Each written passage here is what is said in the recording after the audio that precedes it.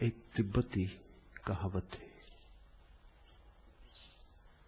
जो जानते हैं कि जानते हैं और जानते नहीं, वे मूढ़ हैं, उनकी छाया से भी दूर रहो। जो जानते हैं कि नहीं जानते और नहीं जानते हैं, वे शिक्षा के योग्य हैं, उन्हें सिखाओ। जो जानते हैं कि जानते हैं और जानते हैं, वे गुरुजन हैं, उनसे सीखो। और जो जानते हैं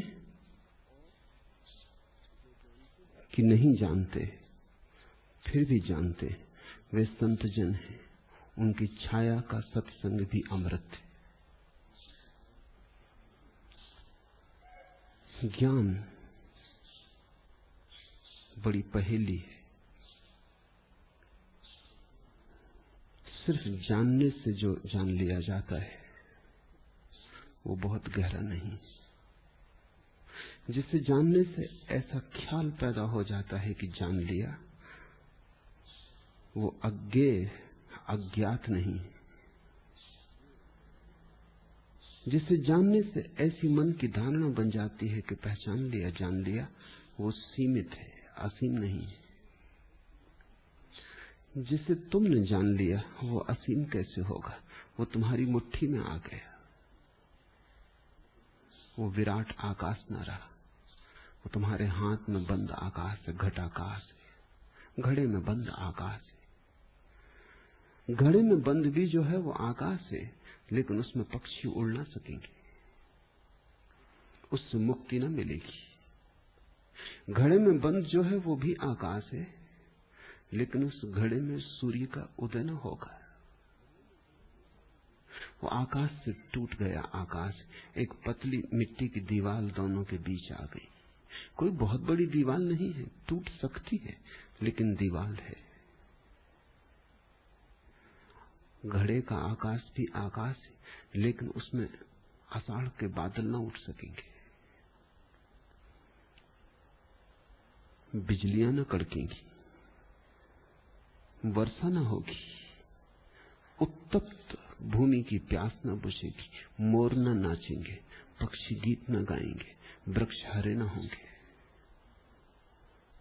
घड़े का आकाश रूखा सूखा आकाश है, उसमें जीवन नाम मात्र को है, नाम मात्र को ही वो आकाश है। जिसने जान लिया कि मैंने जान लिया, उसका ज्ञान घड़े में बंद ज्ञान हो गया। लेकिन जिसने जाना और जाना कि नहीं जाना, उसका ज्ञान मुक्त आकाश की तरह है, कोई सीमा नहीं है उसके ज्ञान पर। इसलिए जिन्होंने जाना है, जो परम ज्ञानी है, उन्होंने जानने का दावा नहीं किया। जिन्होंने दावा किया वे ज्ञानी होंगे, लेकिन परम ज्ञानी नहीं। उनसे तुम कुछ थोड़ा बहुत सीख सकते हो, उनके साथ थोड़ी दूर तक की यात्रा हो सकती है, लेकिन उनके साथ तुम परमात्मा के मंदिर तक न पहुंच पाओगे। परमात्मा के मंदिर तक तो तुम उनके साथ पहुंचोगे जिन्होंने जाना भी है और ये भी जाना है कि क्या खाक जाना, सब जानना तो कौड़ी का है। जिन्होंने जानने की सीमा जान ली, उन्होंने ही असीम को जाना है। जिन्होंने जानने की परिधि पहचान ली, उन्होंने जो परिधि के पार है उससे सत्संग किया है। जिनके भीतर जानने का अहंकार नहीं, उनका ज्ञान ही मुक्तिदायी होगा। फरीद कहता है कुछ जानता नहीं, किझू न बूझे किझू न सूझे, न कुछ जानता हूं न कुछ दिखाई पड़ता है, अंधा हूं बिल्कुल। समझ नाम मात्र को नहीं, ये परम ज्ञानी का लक्षण है। इससे छोटे पे राजी मत होना। इससे छोटे पे राजी हुए तो खेल खिलौनों में भटक जाओगे। बहुत ढंग के खेल खिलौने जिन्हें तुम शास्त्र कहते हो, वे भी खेल खिलौने, उनमें भी तुम डूब सकते हो, उनसे भी तुम्हारी परिधि बन जाएगी, उनसे भी तुम क्षुद्र हो जाओगे, विराट ना हो सकोगे। शास्त्र के पार जाना, क्योंकि ज्ञान शास्त्र के पार है। शब्द के पार जाना, क्योंकि बोध शब्द के पार है। जो कहा जा सके उस पर मत रुकना, जो कहा ही न जा सके उसी को खोजना, क्योंकि शून्य में ही पूर्ण विराजमान है। किझू न बूझे किझू न सूझे, न मुझे कुछ सूझता न मुझे कुछ दिखाई पड़ता। ऐसे ही व्यक्ति को सूझता है और ऐसे ही व्यक्ति को दिखाई पड़ता है। फरीद परम ज्ञानी की भाषा बोल रहे हैं। बड़ी मीठी कथा है। फरीद यात्रा पर थे, शिष्यों के साथ तीर्थ यात्रा को निकले थे। रास्ते में काशी के करीब से गुजरते थे तो किसी शिष्य ने कहा, कबीर का आश्रम करीब है, हम वहां 2 दिन रुके। तुम 2 ज्ञानियों की बातें होंगी, हम पर तो अमृत की वर्षा हो जाएगी। तुम्हारे 2 शब्द हम सुन लेंगे आपस में बोलते हुए, हमें तो हीरे मिल जाएंगे और विश्राम भी हो जाएगा। फरीद हंसे। फरीद ने कहा, बात तो ठीक ही है, रुके। ऐसी ही खबर आश्रम वासियों को भी लग गई थी कि फरीद आता है, तो उन्होंने भी कबीर को कहा कि फरीद को रोक ही ले, 2 दिन साथ आपका हो जाए। तुम्हारे सत्संग में हमें परमात्मा का दर्शन होगा, तुम दोनों मिलोगे, उस मिलन में द्वार खुल जाएंगे, हम कुछ सुन लेंगे। रूखा सूखा भी अगर हमारे हाथ लग गया तो हमारे लिए जीवनदायी हो जाएगा। 2 ज्ञानियों की वार्ता, अनूठी घटना होगी। फरीद हंसे, कबीर हंसे। उन्होंने कहा, बात तो ठीक ही है, रोको। कबीर लेने आए फरीद को गांव के बाहर। दोनों गले मिले, एक दूसरे की आंखों में झांका, मुस्कुराए, लेकिन बोले कुछ भी नहीं। दोनों के शिष्य थोड़े बेचैन होने लगे। आश्रम भी आ गया। सोचा था कि चलो रास्ते पे न बोलते होंगे। आश्रम में दोनों आके बैठ भी गए, विश्राम भी हो गया, पर वे दोनों हैं कि बैठे ही हैं, न बोले सो न बोले। 2 दिन बीत गए, दोनों के शिष्य घबरा गए और उब गए, क्योंकि शब्द को ही हम पहचानते हैं, शून्य को तो पहचानते नहीं। बोलने में जो आ जाए वही हमें ज्ञान है, बोलने में जो न आए वो तो हमारे लिए है ही नहीं, उसका तो होना न होने के बराबर है। कबीर और फरीद के बीच बहुत कुछ बहा, बड़ा लेन देन हुआ होगा ही, लेकिन दिखाई ना पड़ा, पकड़ में ना आया, क्योंकि वो निशब्द का लेन देन था, वो शास्त्र का लेन देन नहीं था। 2 पंडित होते तो खूब चर्चा होती, बड़ी गंभीर चर्चा होती, बड़े सिद्धांतों की बाल की खाल निकाली जाती, लेकिन ये 2 शून्यों का मिलन था। जब 2 शून्य मिलते हैं तो एक ही शून्य हो जाता है, वार्तालाप कैसे होगा? 2 शून्य 2 तो हो ही नहीं सकते, मिलते ही, पास आते ही एक हो जाते। जैसे 2 पानी की बूंद सरकते सरकते पास आती, फिर एक ही बूंद हो जाती। नदी सागर में गिरती है, एक नदी दूसरी नदी में गिरती है, एक ही नदी हो जाती।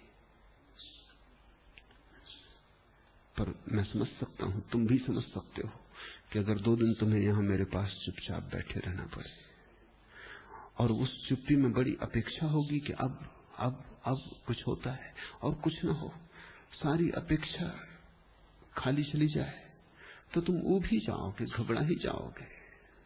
वो 2 दिन बड़े लंबे मालूम हुए, वो कटते ही न थे। सोचा था बड़ा आनंद होगा, लेकिन बड़ी पीड़ा हुई। ऐसी अंधों की कथा है, अंधे आदमी की यही मुसीबत है, उसे दिखाई नहीं पड़ता जो दिखाई पड़ना चाहिए, उसे सुनाई नहीं पड़ता जो सुनाई पड़ना चाहिए, उसे वही दिखाई पड़ता है जो देखने योग्य ही न था, उसे वही सुनाई पड़ता है जो न भी सुनते तो चल जाता। पर दोनों गुरुओं के सामने कुछ कहना भी मुश्किल था। 2 दिन बाद फिर गले मिले, आंखों से आंसू की धाराएं बहीं, बड़े प्रेम गदगद भाव से विदा दी। जैसे ही दोनों अलग हुए, अब शिष्टाचार की कोई जरूरत भी न थी। जैसे अपना ही गुरु बचा। फरीद के शिष्यों ने कहा, ये क्या पागलपन है, 2 दिन खराब हुए। ऐसा ही था तो पहले कह देते तो 2 दिन यात्रा और हो जाती, कहीं आगे पहुंच गए होते। 2 दिन ऐसे ही गए, नाहक खराब हुए। आप कुछ बोले क्यों नहीं?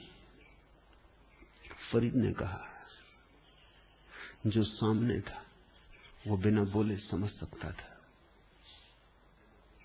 तुमसे मैं बोलता हूं क्योंकि तुम बिना बोले न समझोगे। कबीर से बोलता तो मैं नासमझ सिद्ध होता।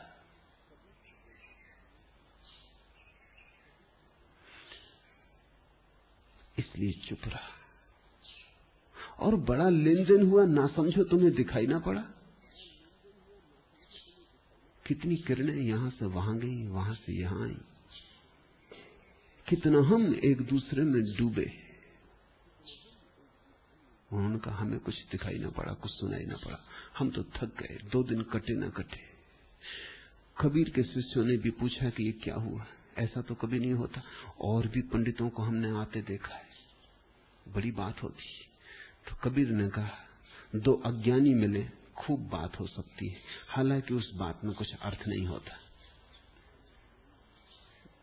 2 ज्ञानी मिले, बात बिल्कुल नहीं हो सकती, लेकिन उस बेबात में बड़ा अर्थ होता है। 1 ज्ञानी और 1 अज्ञानी मिले तो बात थोड़ी होती है, उसमें थोड़ा अर्थ भी होता है। 2 अज्ञानी मिले, खूब चर्चा होती, चर्चा ही चर्चा होती, चुप रह ही नहीं सकते 2 अज्ञानी, बोले ही चले जाते हैं। हालांकि बोलने को कुछ नहीं होता, बिना बात के बात चलती, बात में से बात चलती। न बोलते तो कुछ हर्ज ना था, बोले तो कुछ लाभ नहीं है। 2 ज्ञानी मिले, चुप रह जाते। उस शून्य में ही संवाद होता है। हाँ, 1 अज्ञानी मिले और 1 ज्ञानी मिले तो थोड़ी बात चलती।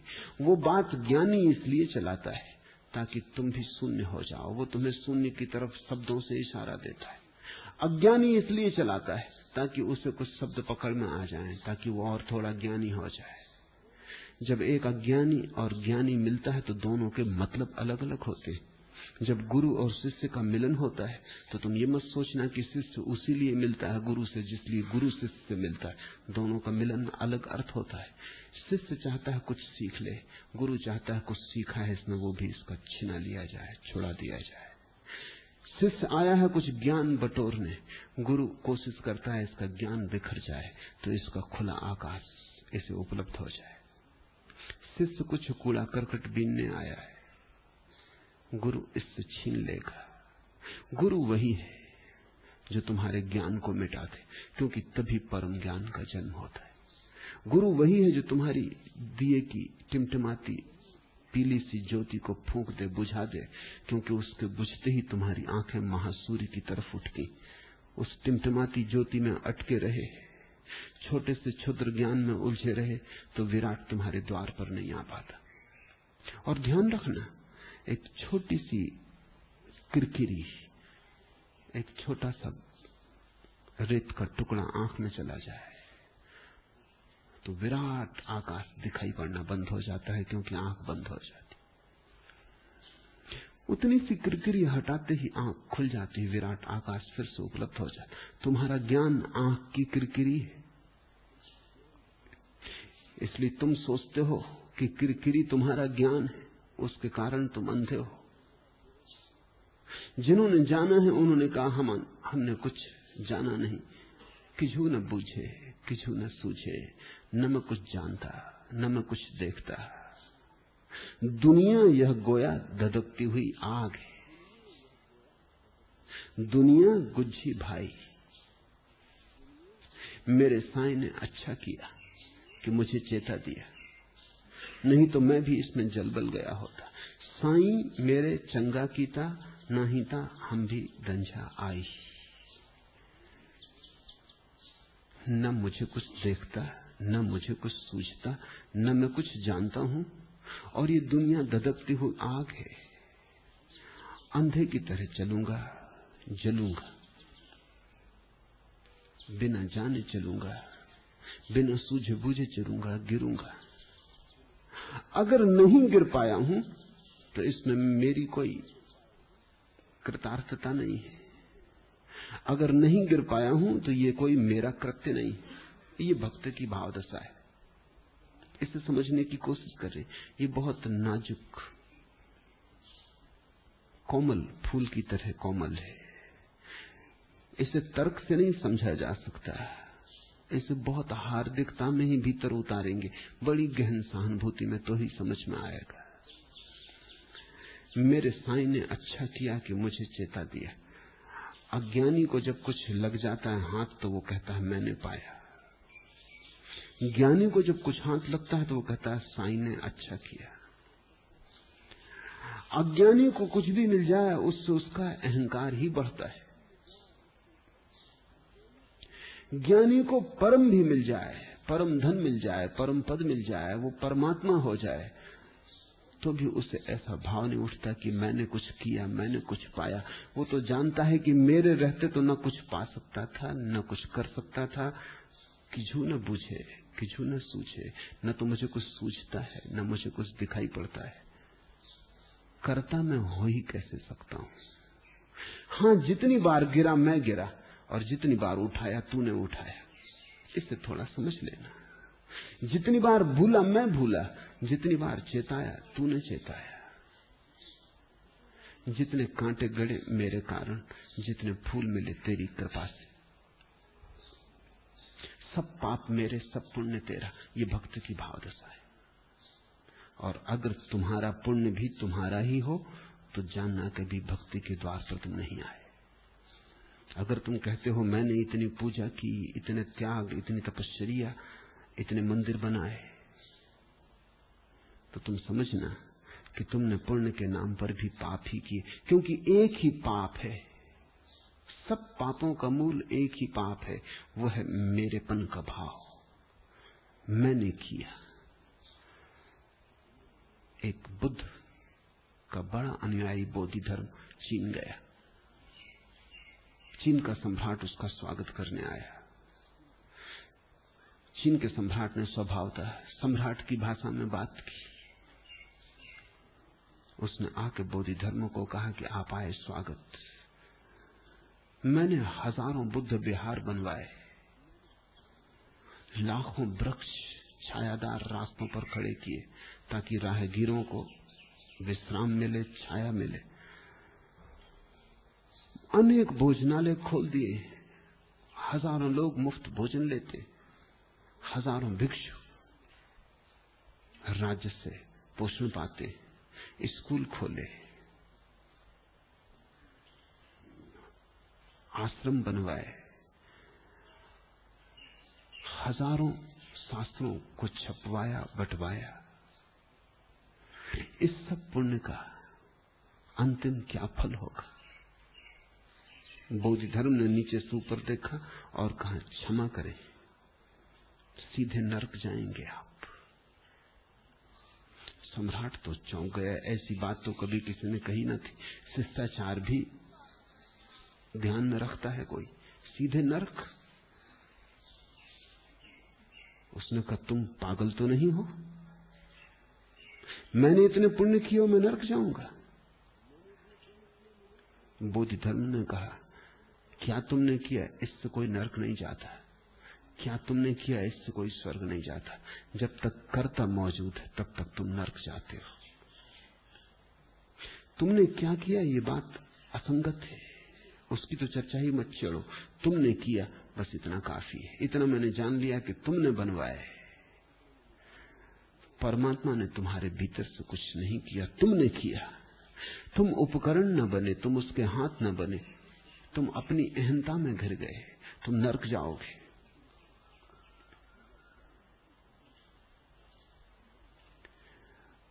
सम्राट वू ने, उस चीनी सम्राट ने फिर कोशिश की, क्योंकि उसका मन मानने को तैयार नहीं होता। क्योंकि अब तक तो जो भिक्षु आए थे उन सब ने यही समझाया था कि पुण्य करो, पुण्य करो, दान करो, करोड़ गुना पाओगे। उसने कहा छोड़ो, स्वर्ग नरक की बात छोड़ो, क्योंकि कौन देख आया है, न तुम गए न मैं गया। इतना कहो मुझे कि मैंने जो किया वो पवित्र कार्य है या नहीं। बौद्ध धर्म ने कहा पवित्र, इससे ज्यादा अपवित्र और क्या होगा, क्योंकि क्या तुमने किया इससे कोई संबंध नहीं है।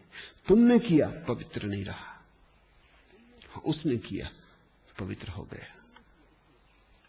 इसलिए तो बहुत अनूठी बात गीता में कृष्ण अर्जुन से कह सके कि अगर तू निमित्त हो जा, इन सारे लोगों को काट भी डाल तो भी कोई पाप ना लगेगा, क्योंकि करने वाला तू नहीं। और तू भाग खड़ा हो, संन्यास ले ले, जंगल में चला जा, जटाजूट बढ़ा ले, बैठ जा वहां, पक्षी तेरे जटाजूट में घोंसले बना ले। ऐसा तू अपरिग्रही हो जा और ऐसा विरागी हो जा। लेकिन अगर तुझे ख्याल है कि तूने छोड़ दिया संसार, तूने युद्ध न किया, तो सारे कर्मों का फल तेरे ऊपर है। कर्म किसी को नहीं दबाता, कर्ता का भाव दबाता है। कर्म नहीं छोड़ने, और जिन्होंने भी तुम्हें सिखाया हो कि कर्म छोड़ने, उन्होंने ना समझी की बात सिखाई, उन्हें कुछ पता न होगा। जानने वालों ने कहा है कर्ता का भाव छोड़ना है, फिर करने दो उसे कर्म। इतना विराट कर्म परमात्मा कर रहा है। तुमने कितनी बड़ी दुकान चलाई है, तुम्हारी दुकान का क्या मूल्य? परमात्मा की दुकान बड़ी विराट चल रही। अगर तुम छोटी सी दुकान के कर्म में उलझ के नरक भोगते हो तो परमात्मा तो महानरकों में पड़ेगा। तुमने किया ही क्या है? एक छोटा मोटा मकान बना लिया होगा। अगर मकान बनाने से पाप हुआ है तो इस पूरी सृष्टि को बनाने से तो महापाप हुआ है। तुम्हारे मकान की सीमा क्या है, सामर्थ्य क्या है? एक तरफ तुम कहते हो परमात्मा ने सृजन किया सारे जगत का, कभी तुमने सोचा इतना सृजन करने के बाद परमात्मा होगा कहां? नरक में ही होगा। इतना उपद्रव, इतना उत्पात, इतना कृत्य नहीं। लेकिन इस तरफ तुमने कभी सोचा नहीं कि इतने बड़े कृत्य के बाद भी परमात्मा परमात्मा है, क्योंकि करता नहीं, वहां कोई करने वाला नहीं। इसलिए मैं कभी नहीं कहता कि परमात्मा सृष्टा है, मैं कहता हूं परमात्मा सृजन की ऊर्जा है, क्रिएटिव फोर्स है, क्रिएटर नहीं। बनाया है उसने, ऐसा कुछ बनाने वाला वहां नहीं बैठा है, बन रहा है उससे। जैसे पक्षी गीत गा रहे हैं, वृक्षों में फूल खिल रहे हैं, कोई वृक्ष ये थोड़ी दावा करता है कि मैंने फूल लगाए। कोई पक्षी जाके राष्ट्रपति से प्रार्थना थोड़ी करता है कि पद्म भूषण कब दोगे, इतने दिन से गीत गा रहा हूं। टुटपुंजिए गायक पद्म भूषण हुए जा रहे हैं, फिल्म अभिनेता पद्म भूषण हुए जा रहा हूं, मैं गा रहा हूं। कोई कोयल नहीं कहती, कोई मोर नाचता हुआ नहीं जाता कि क्या अन्याय हो रहा, हम कब से नाच रहे हैं। टुटपुंजिए नाचने वाले पद पा रहे हैं, हमारी कोई फिक्र नहीं। मोर को मतलब नहीं है, राष्ट्रपति पद्म भूषण लेके भी जाए तो वो चौंकेगा, वो हंसेगा, वो कहेगा ये कागज का हम क्या करेंगे, तुम ही संभालो, इसका बोझ और लेके कहां जाएंगे, नाचने में अड़चन आएगी। कृत्य का भाव नहीं है। आदमी को हटा दो, फिर तुम खोजने जाओ, तुम्हें करता ना मिलेगा कहीं भी। कर्म तो विराट मिलेगा।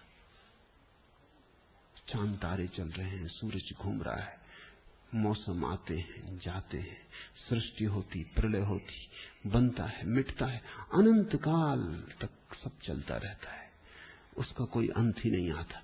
लेकिन कर्ता को तुम कहीं ना पाओगे। और तुम्हारी एक बुनियादी भूल भी तुम्हें ख्याल में दिला दूं कि चूंकि तुम परमात्मा को भी कर्ता की तरह देखते हो, इसलिए तुम्हें परमात्मा कहीं नहीं मिलता और कहीं मिलेगा भी नहीं।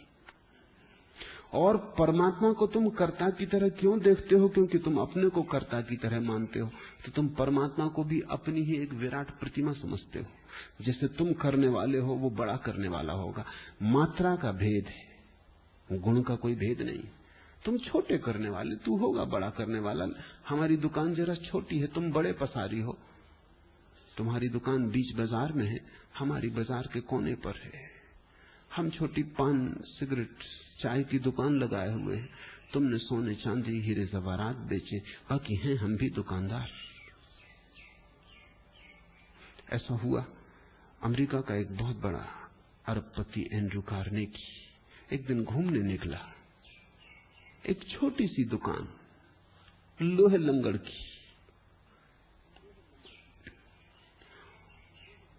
उस पर तख्ती लगी है कार्नेगी ब्रदर्स और नीचे कार्नेगी बंधु और नीचे कोष्टक में लिखा है एंड्रू कार्नेगी के रिश्तेदार। एंड्रू कार्नेगी बहुत बड़ा अरबपति, अमेरिका का सबसे बड़ा धनपति। उसको बड़ी नाराजगी आई, ये क्या मामला है।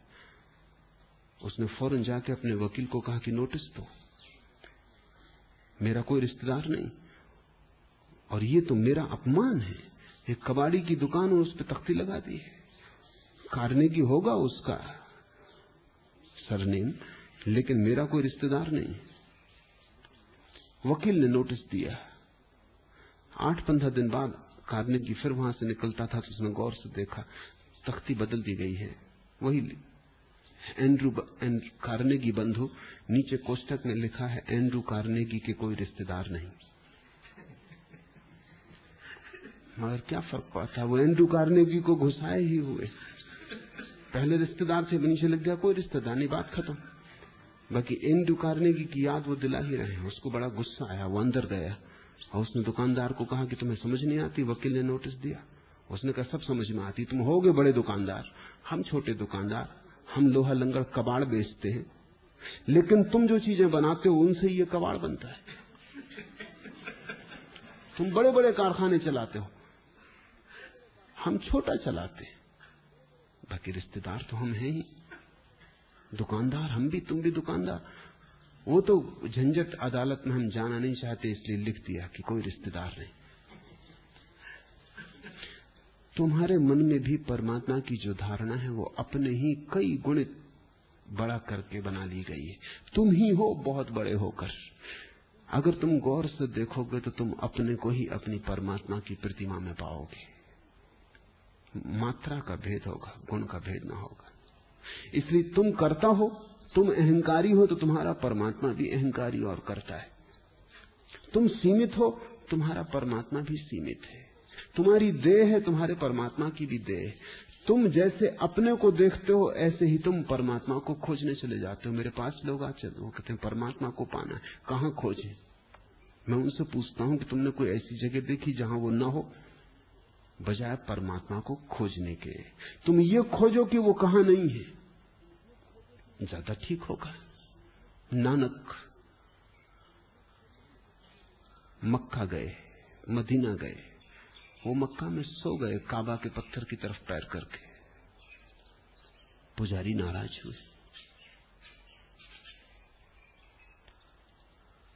क्रोध में आके उन्होंने नानक को कहा कि हमने तो सुना है कि तुम एक ज्ञानी पुरुष हो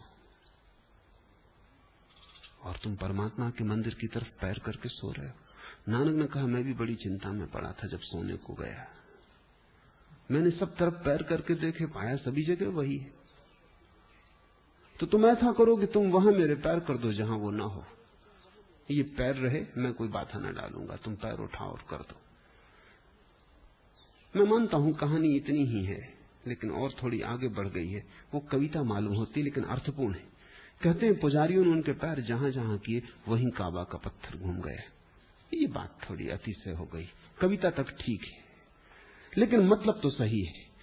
मतलब इतना ही है कि कहीं भी पैर करो वहीं काबा का पत्थर है। सभी पत्थर काबा के, क्योंकि सभी पत्थरों में परमात्मा है। वो जिन मूर्तियों को तुमने खोद लिया है उनमें ही नहीं है, अनगढ़ पत्थरों में भी वही है। अभी खुदा ना होगा, कभी कोई कारीगर मिल जाएगा, खोद देगा, लेकिन है तो मौजूद। एक बहुत बड़े चित्रकार माइकलएंजेलो और मूर्तिकार माइकलएंजेलो ने से किसी ने पूछा कि तुम इतने अद्भुत हो कि अनगढ़ पत्थरों में से चीजें निकाल देते। उसने कहा मैं निकालता नहीं, वो तो वहां मौजूद है। मैं तो सिर्फ जो बेकार पत्थर है उसको झाड़ देता हूं, छेनी उठा के जो जो नहीं चाहिए उस पत्थर को अलग कर देता हूं। मूर्ति तो वहां मौजूद थी ही सदा से, सिर्फ चाहती थी कि कोई आके कचरे को अलग कर दे, सार्थक प्रकट हो जाएगा। परमात्मा सब जगह है, परमात्मा ही है। परमात्मा सब में है ऐसा नहीं, सब ही परमात्मा है, उसके अतिरिक्त कुछ भी नहीं। ज्ञानी को जिस दिन समझ में आता है कि न मेरा कोई ज्ञान, न मेरा कोई कर्तव्य, उस दिन परम घटना घटती। न मैं कुछ जानता न देखता, दुनिया धधकती हुई आग है। अपने से चलता तो जरूर गिरता, और जब जब अपने से चला तो बराबर गिरा। अपने से चलना ही गिरना है। मेरे साईं ने अच्छा किया कि मुझे चेता दिया। चेतावनी उसकी है, अज्ञान मेरा है। रात मेरी है, दिन उसका है। अंधकार मेरा है, सूरज उसका है। ये भाव की दशा है, और ये भाव की दशा बड़ी महत्वपूर्ण है, बड़ी गहरी है। जिसने इस दशा को ठीक से पकड़ लिया, उसे कहीं जाने की जरूरत नहीं, परमात्मा स्वयं उसके पास चला आएगा। जिस जिस ये भाव दशा गहरी होगी, वैसे वैसे परमात्मा तुम पाओगे कि पास ही था, उघाड़ना था। और पर्दा भी उसने नहीं डाला था, तुम्हारी ही नासमझी का पर्दा था उसके ऊपर। अच्छा हो कहना कि उसके ऊपर पर्दा था ही नहीं, तुम्हारी नासमझी का पर्दा तुम्हारे ही ऊपर था। मेरे साईं ने अच्छा किया, मुझे चेता दिया, नहीं तो मैं इसमें कभी का जलबल गया होता। साईं मेरे चंगा की था। यहां एक बात और समझ लेनी चाहिए कि भक्त परमात्मा से बड़े निजी संबंध जोड़ता है। मेरे साईं, वो सिर्फ इतना भी कह सकते हैं, फरीद साईं ने अच्छा किया कि मुझे चेता दिया, लेकिन वो कहते हैं मेरे साईं। इसे थोड़ा समझ लेना चाहिए, क्योंकि परमात्मा से दो तरह के संबंध हो सकते हैं, जैसा मैंने बार बार कहा। एक ध्यान का संबंध है और एक प्रेम का संबंध है। प्रेम में परमात्मा मेरा है, ध्यान में परमात्मा नहीं, सिर्फ सत्य मात्र है। ध्यानी का जो शब्द है परमात्मा के लिए, वो सत्य है। सत्य रूखा सूखा शब्द है, गणित और तर्क का है, उसमें कहीं कोई रसधार नहीं। सत्य शब्द को तुम कहीं से भी खोजो, उसमें तुम कहीं फूल खिलते ना पाओगे, क्योंकि उससे कोई मेरे हृदय का नाता ही नहीं जुड़ता। सत्य शब्द को ही सोचने बैठो तो तुम कोई कविता पैदा होते सत्य में से न देखोगे, कोई नाच पैदा न होगा, कोई धुन न बजेगी, कोई बांसुरी न बजेगी। सत्य कोरा कोरा है, उससे कोई संबंध जोड़ने असंभव है। तुम कितने ही पास आ जाओ, तुम सत्य में डूब ना पाओगे, उसमें डुबाने की सामर्थ्य नहीं। सत्य सिद्धांत बन जाएगा, लेकिन सत्य कभी तुम्हारी आंतरिक सिद्धि न बनेगा। जैसे ही मेरे का संबंध जुड़ता है, सत्य नहीं रह जाता, परमात्मा प्रकट होता है। परमात्मा यानी प्रीतम साईं। भक्त अपने को तोड़ देता है और परमात्मा से जोड़ लेता है। वो कहता है मैं तो नहीं हूं, तुम ही हो, तुम ही मेरे मैं हो, तुम्हारे अतिरिक्त मेरा कुछ भी नहीं। सब गंवा देता है, परमात्मा को पकड़ लेता है। मेरे साईं ने अच्छा किया, मुझे चेता दिया।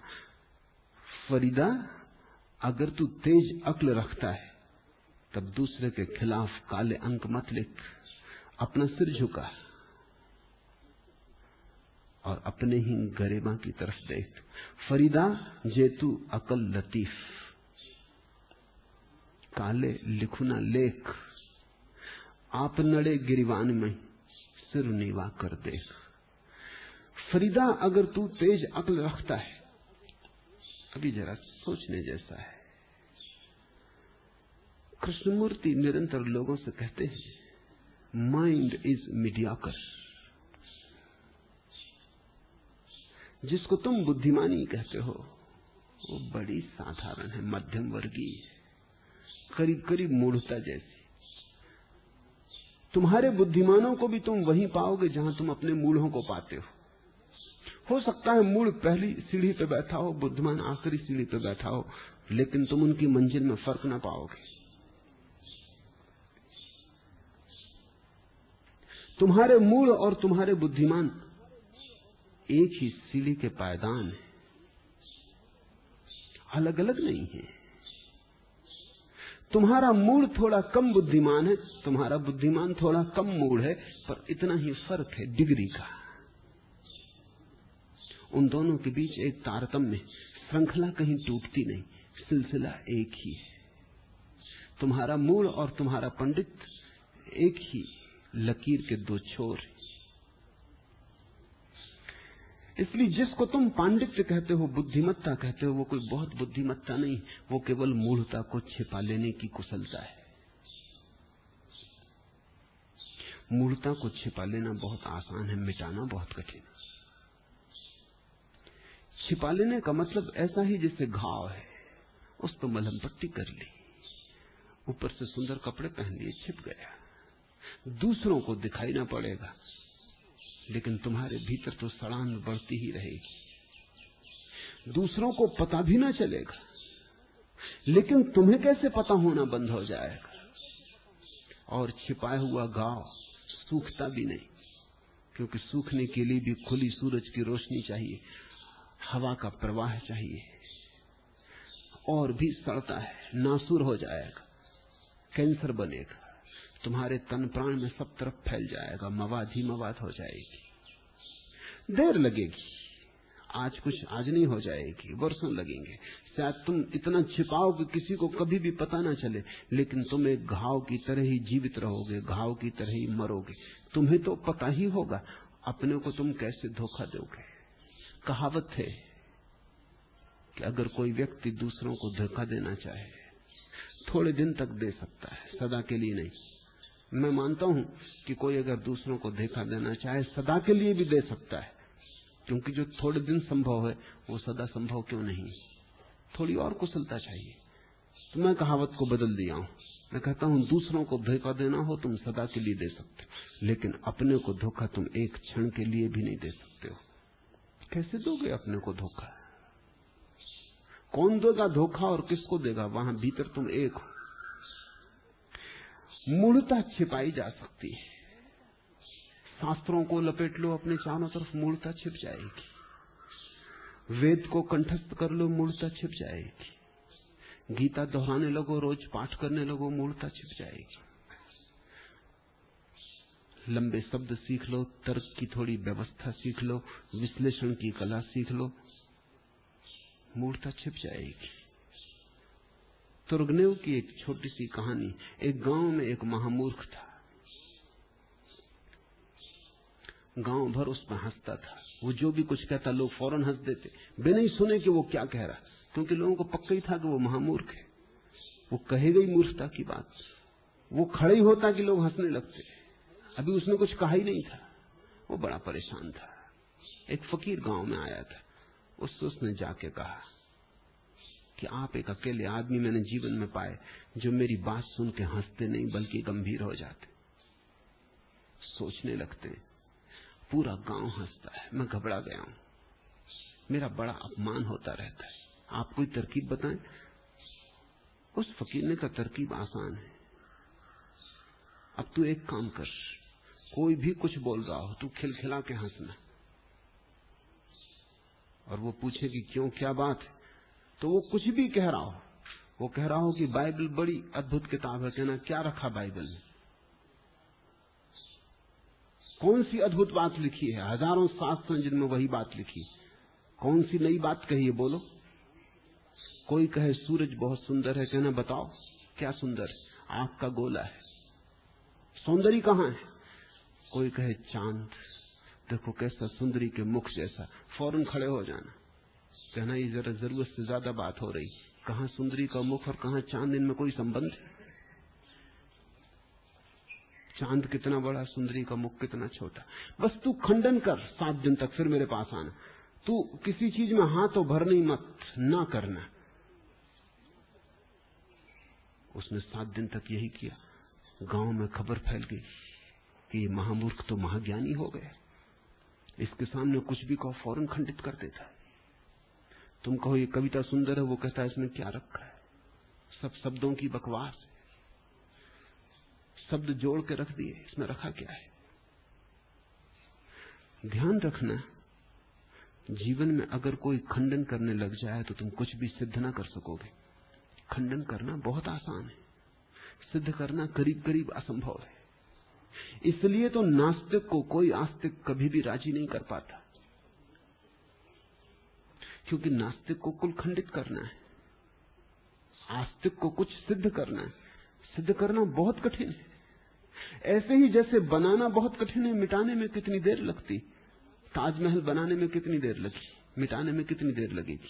एक बम पटक दो, मिट जाएगा। एक आदमी मिटा देगा, एक क्षण भर में मिटा देगा। बनाने में कहते हैं 40 वर्ष लगे, हजारों मजदूर काम करते रहे, लाखों लोग संयुक्त रहे, हजारों कारीगर रहे, वर्षों लगे। कहते हैं 3 पीढ़ियां लग गई लोगों की।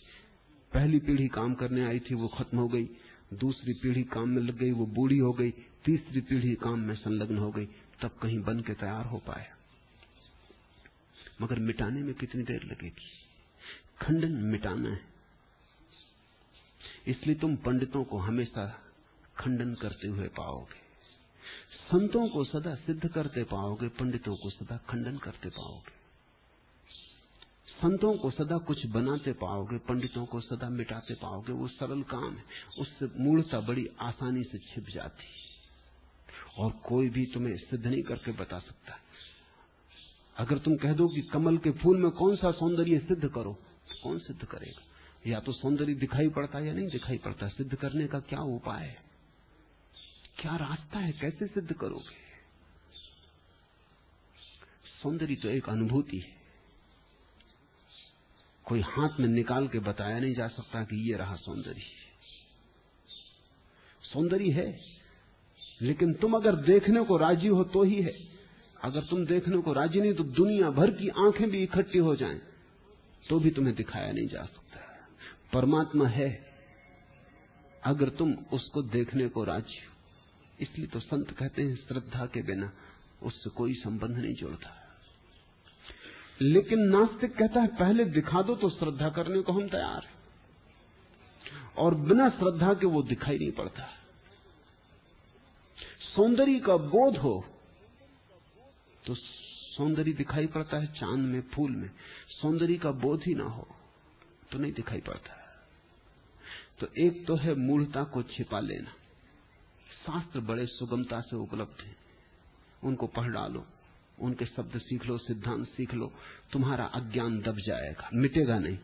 हाँ, दूसरे के सामने तुम अपने को ज्ञानी सिद्ध कर सकते हो। मैंने सुना है कि रामतीर्थ अमेरिका से लौटे। अमेरिका में उनका बड़ा स्वागत हुआ था, लोग पागल हो गए थे। रामतीर्थ की वाणी में कुछ खूबी थी, हृदय के स्वर थे, ऐसे बुद्धि से न आए थे, प्राणों से जन्मे थे। रामतीर्थ की मस्ती एक ताजगी लिए हुई थी। बोलते थे तो फूल झड़ते थे, चलते थे तो फूल झड़ते थे, और जीवन तर्क का नहीं था, बड़े गहन काव्य का था।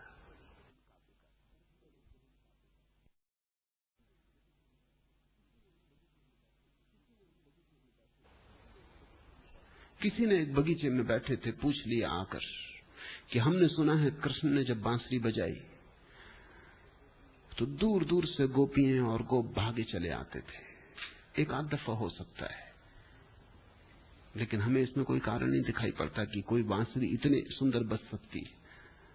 वो बैठे थे, एक चादर ओढ़ रखी थी, वो फेंक दी, नग्न हो गए और भागे। वो जितने लोग थे बगीचे में इधर उधर खड़े थे, वो सब उनके पीछे भागे। वो जाके एक टीले पर खड़े हो गए, वो भीड़ वहां लग गई। उन्होंने कहा समझ में आया, एक नंगे आदमी को देख के लोग भागे चले आते। मेरे नग्नता में क्या रखा है, कृष्ण की बांसुरी की बात ही क्या कहनी। जब वो बजेगी तब तुम जानोगे, जब तक नहीं बजी तब तक तुम न जानोगे। लोग पागल थे। अमेरिका का प्रेसिडेंट रामतीर्थ को मिलने आया था और बड़ा आनंदित हुआ था, क्योंकि रामतीर्थ अपने को कहते ही बादशाह थे। वो कहते थे बादशाह राम। उन्होंने एक किताब लिखी थी, उसका नाम है बादशाह राम के 6 हुक्मनामे। वो अपने को बोलते ही नहीं थे, मैं तो कहते नहीं थे, वो ये कहते थे राम बादशाह, सम्राट अपने को कहते थे। था कुछ भी नहीं पास में, एक लंगोटी, एक भिक्षा पात्र। अमेरिका के प्रेसिडेंट ने कहा और सब तो मेरी समझ में आता है, लेकिन अपने को बादशाह क्यों कहते हैं? आप पास कुछ है तो नहीं। रामतीर्थ ने कहा इसीलिए। जिसके पास कुछ है अभी उसकी बादशाहत में कमी है। जो कुछ पकड़े हुए है वो गरीब है, पकड़ता गरीब है। सारी दुनिया मेरी है, चांद तारे मैंने बनाए, इनको मैं ही चलाता हूं, पकड़ना क्या है? मेरी कोई चाह नहीं है, इसलिए बादशाह हूं। वो लौटे अमेरिका से बड़े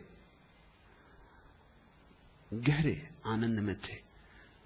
स्वभाव था उनको लगा काशी जाऊं, जो अमेरिका में घटना घटी है काशी के समझदार उसे समझ पाएंगे, और तो कौन समझेगा भारत में जो घटा है, जो अपूर्व घटा है लाखों लोगों के हृदय में, जो एक धुन बज गई है, काशी में लोग समझ पाएंगे। काशी के पंडित उनसे भूल हो गई। वो जब काशी गए और वहां उन्होंने अपना पहला प्रवचन दिया, कोई परिणाम न हुआ, बल्कि लोग बेचैन मालूम पड़े। और जब वो बोल चुके तो एक पंडित ने खड़े होकर कहा, जो काशी का उस समय का सबसे बड़ा पंडित था, उसने कहा कि संस्कृत आती है? रामतीर्थ ने कहा कि नहीं, संस्कृत तो नहीं आती। वो हंसने लगा। उसने कहा क्या खाक ब्रह्म ज्ञान आएगा? जब संस्कृत ही नहीं आती, पहले संस्कृत की व्याकरण सीखो। इतना कुल परिणाम काशी में हुआ।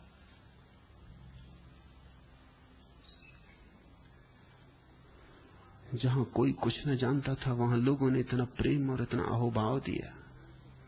काशी में जहां उनको ख्याल था जानने वाले हैं, वहां उन्होंने मूढ़ पाए जो भाषा और व्याकरण से उलझे। उन्होंने काशी छोड़ दी। पांडित्य मूढ़ता को छिपाने का ढंग। व्याकरण, भाषा, शास्त्र बड़ा आसान है, ज्ञान बड़ा कठिन है। ज्ञान बाहर से भीतर नहीं आता, पांडित्य बाहर से भीतर आता है, ज्ञान भीतर से बाहर जाता है। उनकी यात्राएं अलग हैं। फरीद कहते हैं, फरीदा जेतू अकल लतीफ। अगर सच में ही तेरे पास बुद्धि है, सच में ही अगर तू अकल लतीफ है, क्योंकि झूठी बुद्धियां तो चारों तरफ दिखाई पड़ रही, उनकी बात ही मत करो।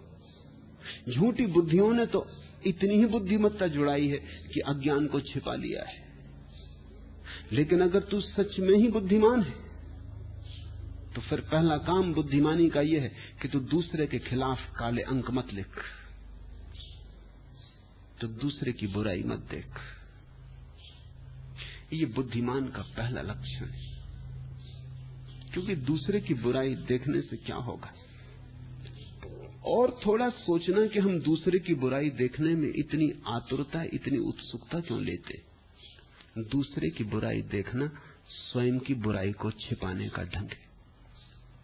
उसके पीछे बड़ा आयोजन है। दूसरे की बुराई देखकर तुम्हें राहत मिलती है।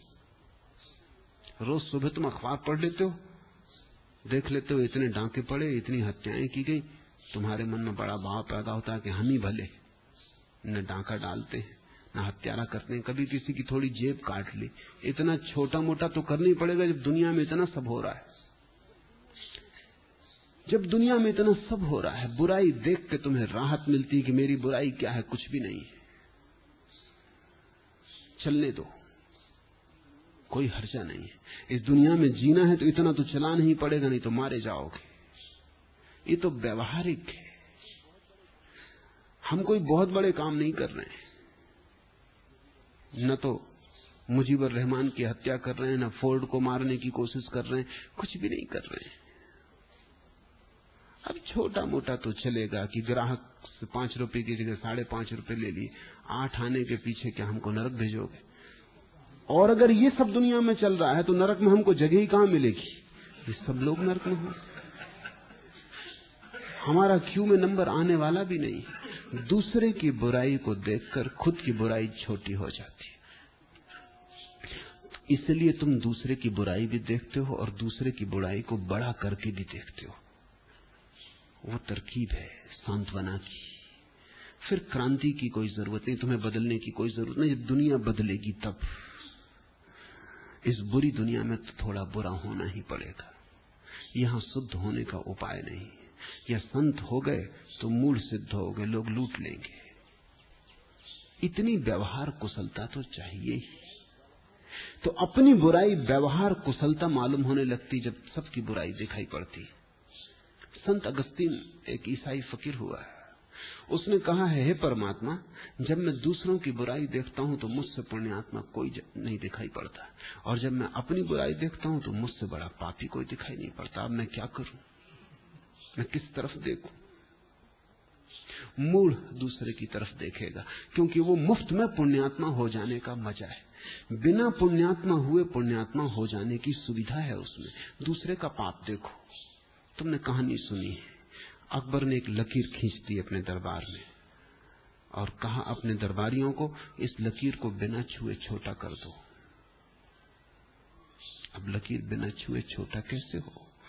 दरबारियों ने बहुत सिर पचाया, वो न हो सकी। बीरबल उठा और उसने एक बड़ी लकीर उसके नीचे खींच दी। उस लकीर को छुआ भी नहीं। बड़ी लकीर नीचे खींचते ही वो छोटी हो गई। जो बीरबल ने किया वही तुम कर रहे हो, वही पूरा संसार कर रहा है। अपनी लकीर को छोटा दिखाने के लिए दूसरे की लकीर को बड़ा खींच दो। इतना बड़ा खींच दो, सारे दुनिया के पापों का पता लगा लो, फिर तुम्हें अपने पाप दिखाई ही ना पड़ेंगे। तुम तो करीब करीब शुद्ध बुद्ध मालूम होने लगोगे, क्योंकि पाप या पुण्य तुलनात्मक है। अगर सारा जगत अंधकार में डूबा है तो तुम्हारा टिमटिमाता मिट्टी का दिया भी काफी प्रकाश है। अगर सारा जगत सूर्य के प्रकाश में है तो तुम्हारा मिट्टी का टिमटिमाता दिया प्रकाश नहीं है, अंधकार है। तुलना की बात है। फरीद कहता है, उसने ठीक सूत्र दे दिया। वो बुद्धिमान आदमी के लिए असली सूत्र है। जो ये ना कर रहे हो वो बुद्धू है। फरीदा जे तू अकल लतीफ, अगर तू सच में ही बुद्धिमान है, अगर तू तेज अक्ल रखता है, तो दूसरे के खिलाफ काले अंक मत लिख, क्योंकि वो अपने को धोखा देने के अतिरिक्त और कुछ भी नहीं। और फिर जितना ही हम दूसरे के काले अंक लिखते हैं, उतना ही धीरे धीरे ऐसा एहसास होता है कि मेरी कमियों के लिए भी दूसरे जिम्मेवार हैं, मेरी भूलों के लिए भी सारा संसार जिम्मेवार है। मैं अकेला बदलना भी चाहूं तो कैसे बदलूंगा? पश्चिम में इन 100 वर्षों में एक बहुत महत्वपूर्ण घटना घटी है। वो घटना यह है कि मार्क्स ने एक यात्रा शुरू की, विचार का एक नया दर्शन शुरू किया। वो बहुत नया नहीं है, नया दिखाई पड़ता है। ऐसे तो प्रत्येक मनुष्य के भीतर मूढ़ता का वही दर्शन है। मार्क्स ने यह कहा कि अगर तुम दुखी हो, परेशान हो, चिंतित हो, तो समाज की आर्थिक स्थिति और व्यवस्था जिम्मेवार है, तुम जिम्मेवार नहीं हो। अगर तुम चोर हो, बेईमान हो, भ्रष्टाचारी हो, तो समाज की आर्थिक व्यवस्था जिम्मेवार है, तुम जिम्मेवार नहीं हो। क्या करोगे तुम? जहां शोषण चल रहा है वहां तुम्हें चोर होना ही पड़ेगा। मार्क्स ने चोरों के मन को बड़ी राहत दे दी। ईर्ष्या तो स्वाभाविक है। जहां कुछ लोगों के पास ज्यादा है और कुछ लोगों के पास कम है, वहां ईर्ष्या तो होगी। इसलिए ईर्ष्या से छुटकारे का कोई उपाय नहीं जब तक कि संपत्ति का समान वितरण न हो जाए। मार्क्स ने मनुष्य के मन की बहुत सी बीमारियों को सुरक्षा दे दी, सहारा दे दिया। बुद्ध कहते हैं महत्वाकांक्षा छोड़ो। मार्क्स कहता है महत्वाकांक्षा छूट कैसे सकती है जहां और से सारा जगत महत्वाकांक्षी है, तुम ही पिट जाओगे। बुद्ध कहते हैं ईर्ष्या न करो। मार्क्स कहता है ईर्ष्या तो होगी ही जब तक कि संपत्ति का समान विभाजन नहीं हो जाता। जब तक किसी के पास ज्यादा है तब तक मैं कैसे शांत हो सकता हूं? अशांति तो रहेगी। फिर मार्क्स ने जो किया उससे भी बड़ा काम फ्रायड ने किया। फ्रायड ने लोगों को बताया कि तुम क्या कर सकते हो। तुम्हारे माँ बाप ने जन्म के साथ ही तुम्हारे मन को संस्कारित कर दिया है, जिम्मेवारी उनकी। अगर तुम हत्यारे बन गए तो इसका कारण जरूर तुम्हारे माँ और पिता के संस्कारों में। हो सकता है मां ने तुम्हें भरपूर दूध नहीं दिया, तुम्हें क्रोध पैदा करवा दिया। हो सकता है माँ बाप ने तुम्हें बचपन में प्रेम नहीं दिया, और जिस बच्चे को प्रेम नहीं मिलता उसकी विध्वंस की आकांक्षा पैदा हो जाती। तो कसूर तो तुम्हारे माँ बाप का है, और माँ बाप से पूछो तो उनका भी क्या कसूर होगा, उनके माँ बाप का है, और उनके माँ बाप का, उनके माँ बाप का। कसूर किसी का ही नहीं है। अगर इसको ठीक से समझो तो अगर परमात्मा ने संसार बनाया तो उसी का कसूर है, क्योंकि वही पहला बाप। मार्क्स ने कहा कि अगर किसी बच्चे को बदलना हो तो उसके परदादाओं को बदलना जरूरी है। अभी ये तो हो ही नहीं सकता। किसी बच्चे को बदलना हो तो तुम्हारे बाप के बाप और उनकी माँ, और माँ के बाप और माँ की माँ, उनको बदलना पड़ेगा। वो तो कब्र में होंगे। अगर उनको कब्र से भी निकाल लो तो बदलने को राजी ना हो। अगर जिंदा भी हो तो वो आखिरी घड़ी में होंगे जहां की बदलाहट नहीं होती। और मार्क्स ने कहा कि 7 साल की उम्र तक तो सब संस्कार तय हो जाते, फिर कुछ किया नहीं जा सकता। इसलिए मार्क्स ने, फ्रायड ने और भी सहारा दे दिया। उन्होंने कहा तुम चोर हो तो तुम चोर ही हो सकते थे, तुम बेईमान हो बेईमान ही हो सकते थे, हत्यारे हो हत्यारे ही हो सकते थे। इन 2 व्यक्तियों ने पिछले 100 साल में पश्चिम का मनोविज्ञान निर्मित किया, और वही मनोविज्ञान अब सारी दुनिया पर फैल गया है। इसका परिणाम यह हुआ कि कोई आदमी अपनी बुराई के लिए स्वयं को जिम्मेवार नहीं समझता, और जिस व्यक्ति के जीवन में यह ख्याल न हो कि मैं जिम्मेवार हूं, उसके जीवन में रूपांतरण नहीं हो सकता। रूपांतरण होगा ही कैसे? तब तो सारी दुनिया बदलेगी, तब मैं बदलूंगा। ये कभी होने वाला नहीं, और अगर कभी होगा भी तो मैं न रहूंगा। फरीदा जे तू अकल लतीफ, अगर तू सच में ही बुद्धिमान है फरीद, तो एक काम कर, ये बुद्धिमान का पहला लक्षण है। तू दूसरे के खिलाफ काले अंक मत लिख, क्योंकि तूने वो अंक लिखे कि तेरे जीवन में परमात्मा से मिलने का उपाय बंद हो जाएगा। तू दायित्व अपना समझ, तू अपने को ही उत्तरदायी समझ, क्योंकि जिसने अपने को उत्तरदायी समझा उसके पास अपने को बदलने की कुंजी हाथ में आ गई। अगर मेरे दुख के लिए मैं ही जिम्मेवार हूं तो मेरे सुख के लिए भी मैं रास्ता बना सकता हूं। अगर मैं आज दुखी हूं, मैंने ही अपने दुख के बीज बोए हैं, तो कल मैं सुखी हो सकता हूं, मैं सुख के बीज बो सकता हूं। लेकिन अगर तुमने बीज बोए हैं और फसल मुझे काटनी पड़ती तो फिर मेरे हाथ के बाहर बात है। फिर तुम ही जब सुख की फसल बोओगे तभी मैं काट सकूंगा। तब तो ये बात अंधकार में पड़ गई, मेरे हाथ में न रही। धर्म और अधर्म के चिंतन में यही फर्क है। धर्म कहता है व्यक्ति जिम्मेवार है, अधर्म कहता है कोई और जिम्मेवार हो, अर्थशास्त्र जिम्मेवार हो, राजनीति जिम्मेवार हो, मनोविज्ञान जिम्मेवार हो, लोग, समाज, संस्कृति, भूगोल, इतिहास जिम्मेवार हो, व्यक्ति भर जिम्मेवार नहीं। और जैसे ही व्यक्ति जिम्मेवार नहीं, वैसे ही व्यक्ति की आत्मा खो जाती। तुम्हारा उत्तरदायित्व तुम्हारी आत्मा है, तुम्हारा उत्तरदायित्व तुम्हारी स्वतंत्रता है, तुम्हारा उत्तरदायित्व तुम्हारा मोक्ष है, मुक्ति है। यद्यपि ये मैं जानता हूं कि जब कोई अपना उत्तरदायित्व समझता है तो पहले बड़ी पीड़ा होती, इसलिए तो हम दूसरे पे टालते हैं। हम दूसरे पर इसलिए टालते हैं कि अपना उत्तरदायित्व मानने से बड़ी पीड़ा होती कि मैंने ही अपना दुख बनाया, ये कैसे हो सकता है। छोटा बच्चा टकरा जाता है फर्नीचर से घर में आके, वो कुर्सी को मारता है, टेबल पर गुस्सा निकालता है कि टेबल मुझसे टकरा गई, क्योंकि छोटे बच्चे के अहंकार को भी ये ठीक नहीं लगता कि मैं इससे टकराया। तब तो फिर जिम्मेवारी मेरी है, तब तो चांटा मुझी पे पड़ना चाहिए। टेबल ने मारा वो तो ठीक ही है, मां भी मारे, लेकिन बच्चा टेबल को मारता है, और बच्चे को राजी करने के लिए मां को भी टेबल को अभिशाप देना पड़ता है। लेकिन ये बचपन जिंदगी भर जारी रहता है। जब भी तुम्हें कोई गाली देता है, तुम निश्चित मानते हो उसकी जिम्मेवारी है, तुमने कुछ भी नहीं किया था, तुम तो बिल्कुल भोले भाले हो। एक घर में मैं मेहमान था, एक छोटा बच्चा रोता हुआ आया, पड़ोस में किसी से लड़के आया, उसकी माँ ने कहा कि फिर झंझट हुई, किसने शुरू की? झगड़ा किसने शुरू किया? उस लड़के ने कहा मैंने शुरू नहीं किया। जब उस लड़के ने मेरे चांटे का उत्तर दिया तभी शुरू हुआ।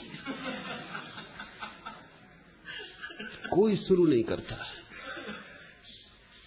जब कोई तुम्हारे चांटे का उत्तर देता है तब झंझट शुरू होती। सदा ही ऐसा होता है, ऐसा ही दूसरा भी मानता है। इसलिए दो लड़ने वालों में कभी भी तय करना असंभव है किसने शुरू किया।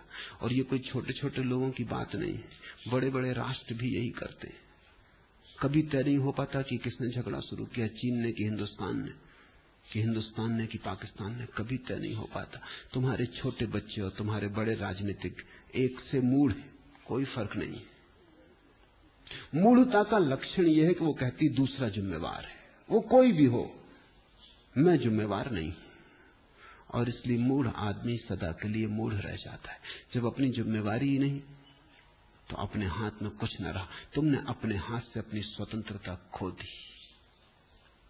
धार्मिक व्यक्ति कहता है अगर किसी ने गाली दी हो तुम उसकी फिक्र छोड़ो। तुमने किस तरह चांटा शुरुआत किया था तुम अपनी फिक्र कर लो।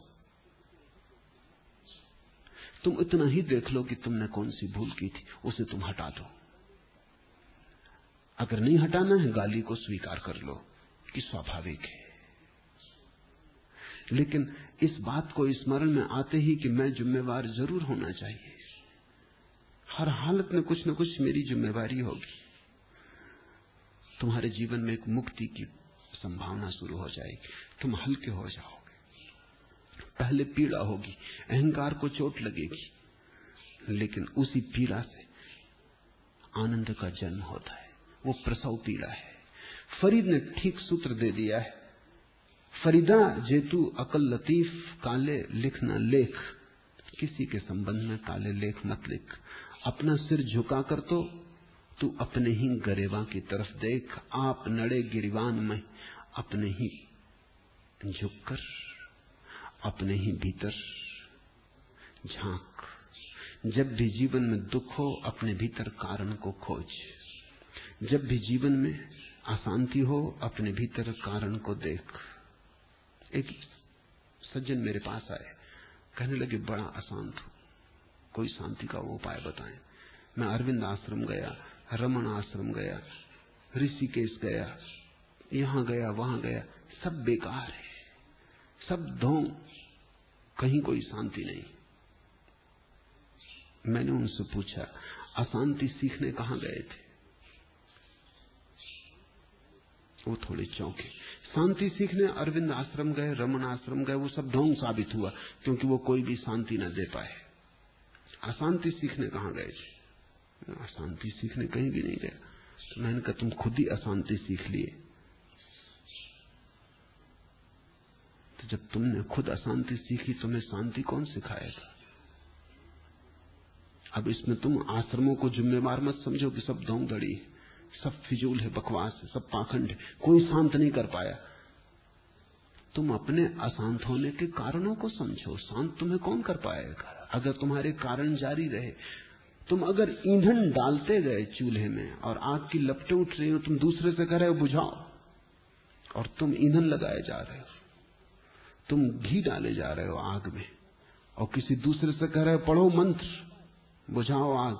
अगर न बुझा पाए तुम्हारा मंत्र ढोंग धतूरा है, सब पाखंड है। मैंने कहा कि अगर तुम यही धारणा लेके यहां भी आए तो अभी नमस्कार कर लेता हूं, नहीं तो मैं भी पाखंड हो जाऊंगा, क्योंकि मैं देख रहा हूं तुम आग में तो घी डाले जा रहे हो। तुमने मूल बात तो समझी ही नहीं। कोई दुनिया में शांत होने का थोड़ी उपाय है, सिर्फ अशांति को समझने का उपाय है। और जो अशांति को समझ लेता है वो अपने हाथ खींच लेता है, वो अशांति को पैदा नहीं करता। बात खत्म हो गई। शांति को पाने के लिए कुछ भी करने की जरूरत नहीं, सिर्फ अशांति पैदा मत करो। शांति तो अभाव है। सिर्फ संसार में मत उलझो, परमात्मा को पकड़ने का कोई उपाय नहीं। सिर्फ संसार में मत उलझो, परमात्मा तो मिला ही हुआ है। जिसे तुमने कभी नहीं खोया वही परमात्मा है। जो तुम्हारा आंतरिक स्वभाव है वही शांति है। उसे पाने की कोई भी जरूरत नहीं है। मगर हम अजीब पागल हैं, अशांति को पैदा करते हैं, फिर हम सोचते हैं अब शांति पैदा करनी। शांति लेकर ही तुम आए थे। शांति तुमने कभी खोई नहीं, वो तुम्हारे भीतर अभी भी बज रही, लेकिन तुमने चारों तरफ अशांति इकट्ठी कर रखी है। मैंने पूछा तुम मुझे अशांति का कारण कहो। उसने कहा कि वो तो लंबी कथा, उसमें क्या सा, आप शांति का उपाय बता दें। तो मैं कोई शांति का उपाय जानता नहीं, एक ही उपाय जानता हूं, और वो ये कि तुमने अशांति पैदा की है, उसे ठीक से समझना होगा और अब आगे पैदा मत करो। अशांति ऐसे जैसे आदमी साइकिल चलाता है, पैडल मारता है। पैडल मारो तो साइकिल चलती है, मत मारो तो रुक जाती है, अपने आप गिर जाएगी। अशांति को भी पैडल मारने पड़ते।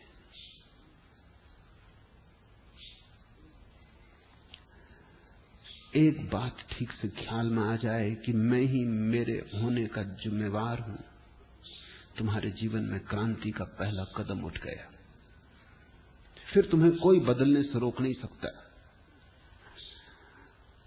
अपनी तरफ देखना जरूरी। आंखों को खर्च मत कर डालो दूसरों को देखने में।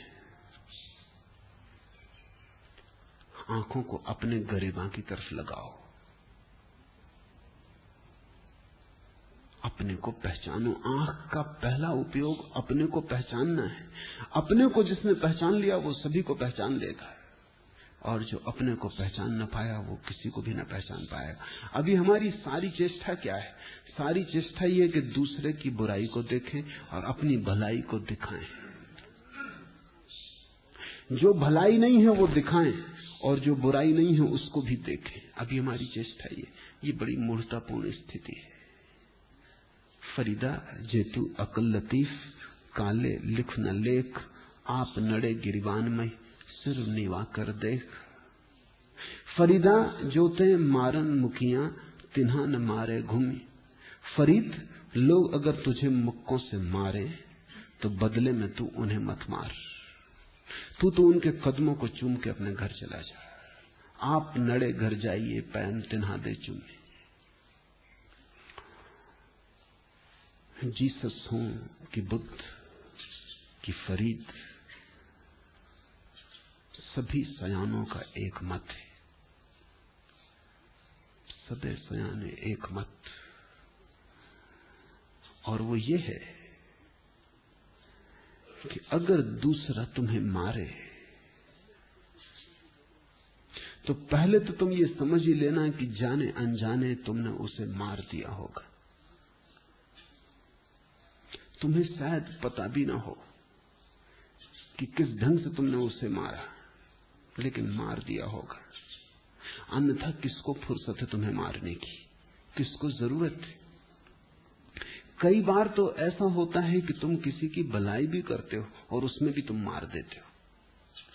एक मित्र मेरे पास आते हैं, मैं मध्य प्रदेश में वर्षों तक था, वो वहां के सबसे बड़े करोड़पति हैं उस प्रदेश के। उन्होंने मुझसे कहा कि मेरी समझ में नहीं आता, मैं सबके साथ भलाई करता हूं और आदमी भले। मेरे जितने रिश्तेदार हैं सबको मैंने धनपति बना दिया।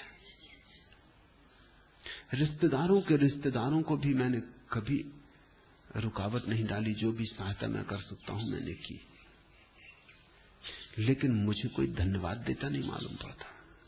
उल्टे पता नहीं लोग क्यों मेरे विरोध में, मेरे अपने लोग जिनको मैंने सब सहारा दिया है, जिनको मैंने खड़ा किया है, जिनके लिए मैंने अपनी तिजोरी कभी बंद नहीं की, वो भी मुझसे नाराज है।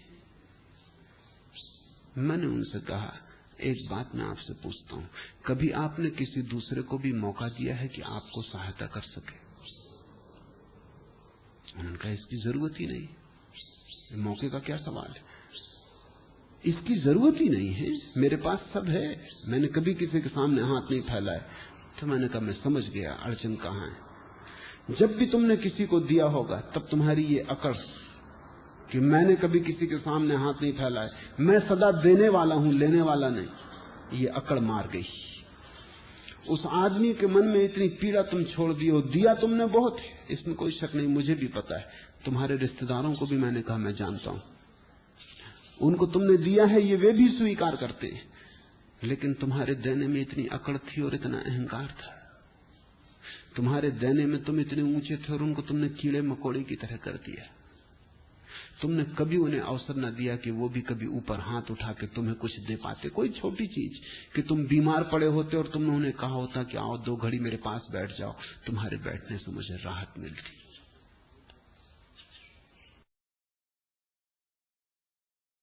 छोटा मोटा काम कि तुम मेरे लिए कर देना, कोई दूसरा न कर सकेगा, मुझसे नहीं होता। तुमने कभी छोटे छोटे मौके उन्हें दिए होते कि वो भी सहायता कर सकते। तुमने उन्हें भिखारी बना दिया है। दिया तुमने बहुत है, लेकिन देने के माध्यम से तुमने उन्हें भिखारी बना दिया है। वो उसका बदला लेते हैं तुमसे, वो बदला लेके रहेंगे। तुम उनके दुश्मन हो। कहावत है, नेकी कर और कुएं में डाल। उसका मतलब इतना ही है कि भलाई करना, लेकिन याद मत रखना कि भलाई की। भलाई करना, करते वक्त ख्याल भी मत लाना कि भलाई कर रहे हो। वस्तुतः भलाई करना, लेकिन ये भी अपेक्षा मत करना कि दूसरा धन्यवाद दे। और भी अगर तुम ठीक से समझो तो भलाई करना और उसको धन्यवाद देना कि तेरी बड़ी कृपा है कि तूने सेवा का एक मौका दिया। और ये बातचीत की बातचीत ना हो, ये हार्दिक हो, नहीं तो भलाई भी चांटा मार जाती, उसका भी बदला मिलेगा। जिंदगी बड़ी उलझी है और आदमी बड़ा अंधा है। सभी बुद्ध पुरुषों ने ये कहा है, फरीदा जो ते मारन मुखिया तिन्हा न मारे घूम। जो तुझे मारे उन्हें घूम के जवाब मत देना, उन्हें मारना मत। क्यों? क्योंकि वो तुझे मार ही रहे हैं इसलिए कि तूने किसी जाने अनजाने क्षण में उन्हें कभी मारा होगा, इस जन्म में, किसी और जन्म में। कथा लंबी है, हम यहाँ नए नहीं, हम पहली दफा यहाँ नहीं, बहुत बार यहाँ रहे। जिनसे हम संबंधित हैं उनसे हमने बहुत तरह के संबंध बनाए और मिटाए, उनको कभी तूने मारा होगा। बुद्ध बैठे हैं एक शिलाखंड के पास, और देवदत्त ने, उनके चचेरे भाई ने, उन्हें मारने की व्यवस्था की। उसको बड़ी पीड़ा थी। वो सोचता था मैं खुद बुद्ध पुरुष हूं, और उसे बड़ी अड़चन थी क्योंकि वो बड़ा चचेरा भाई था, बुद्ध से उम्र ज्यादा थी। और ये बुद्ध अचानक गुरु हो गया, हमारे देखते देखते गुरु हो गया, और इसको क्या पता है जो हमको पता नहीं। और वो पंडित था, और अगर दोनों परीक्षा देते तो शायद बुद्ध हारते और वो जीतता। शास्त्र का उसे ज्ञान था, बुद्ध का शास्त्र का ज्ञान ना के बराबर है। अपना ज्ञान परम है, शास्त्र का ज्ञान कुछ खास नहीं है। उसकी कोई जरूरत नहीं, जिसके पास हीरे हैं वो कंकड़ पत्थर क्यों इकट्ठे करे। लेकिन देवदत्त को बड़ा शास्त्रीय ज्ञान था। वो चाहता था बुद्ध को मिटा दे तो वो एक छत्र गुरु हो जाए। उसके भी कुछ शिष्य मिल गए थे उसको। दुनिया में इतने मूढ़ हैं कि मूढ़ से मूढ़ आदमी को भी शिष्य मिल जाते हैं, इसलिए उसमें कुछ परेशान होने की बात नहीं है। कुछ बड़ा ज्ञानी होने की जरूरत नहीं शिष्य पाने को। सच तो यह है कि अगर तुम ज्ञानी हो तो शिष्य मिलना थोड़ा मुश्किल हो जाएगा, क्योंकि शिष्य को भी तुम्हारी तरफ यात्रा करनी पड़ेगी। अगर तुम मूढ़ हो तुम उनके साथ ही खड़े हो, कहीं यात्रा नहीं करनी।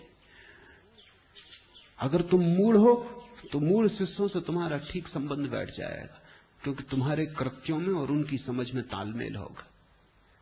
देवदत्त को भी शिष्य मिल गए थे। उसने आके एक पत्थर ऊपर से सरका दिया पहाड़ से, बड़ी चट्टान थी,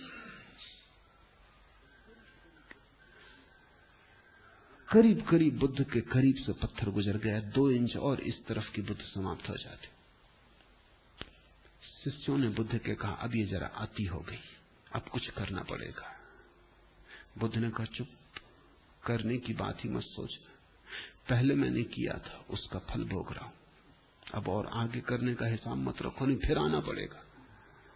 ये निपटारा हुआ, मेरा मन हल्का हुआ।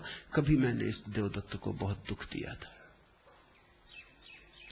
ये तो सिर्फ हिसाब किताब पूरा हो रहा है। बुद्ध न मरे तो उसने एक पागल हाथी बुद्ध के खिलाफ छोड़ दिया। वो पागल हाथी बिल्कुल पागल था, उसको बस में करना मुश्किल था। वृक्षों को उखाड़ के फेंक देता, लोगों को कुचल डालता, उसको छोड़ दिया। लेकिन वो पागल हाथी बुद्ध के सामने आके झुक के खड़ा हो गया।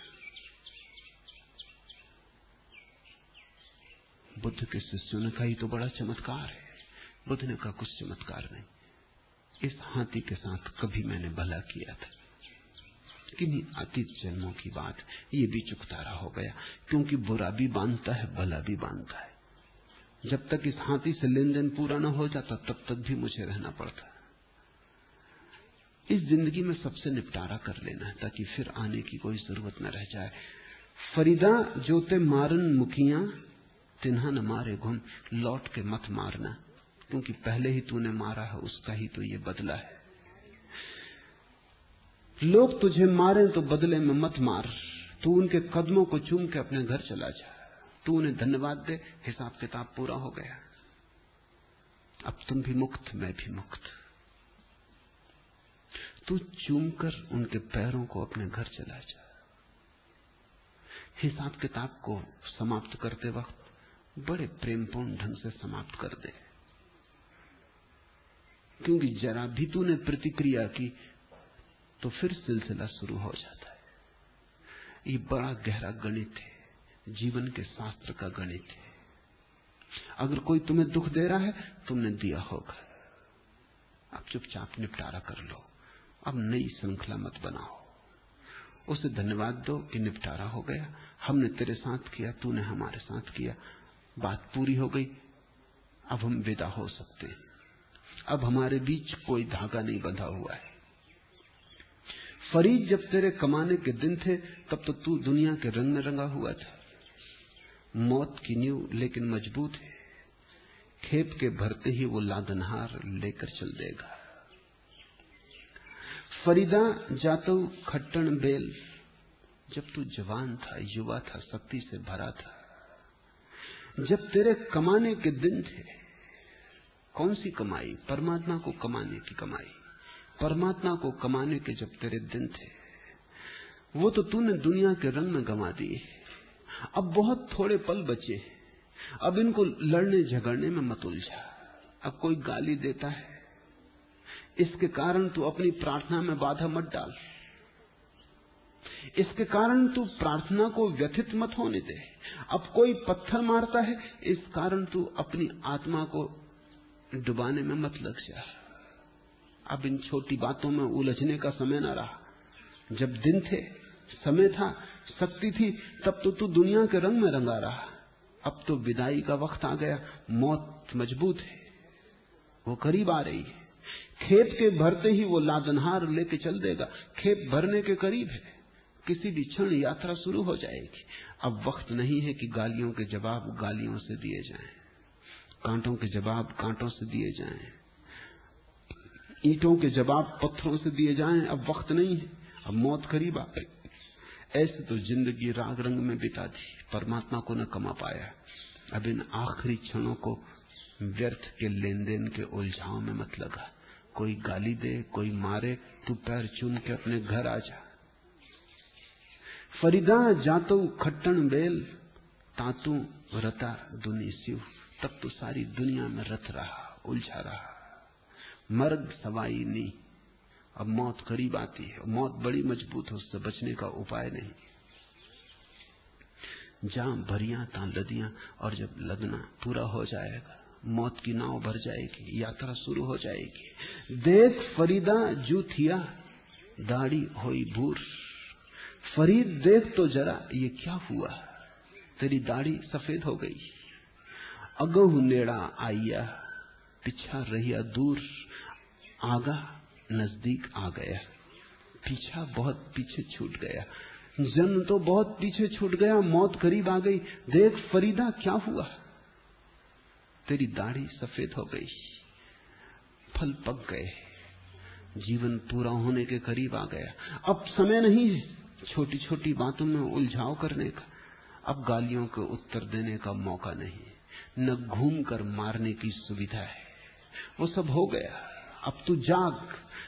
देख फरीदा जूथिया, दाढ़ी हुई भूर। अगहु नेड़ा आइया, पीछा रहिया दूर। फरीद, देख तो जरा ये क्या हुआ, शक्कर भी बिस हो गई। अपने स्वामी को छोड़कर अब मैं और किसे अपना दुखड़ा सुनाऊं।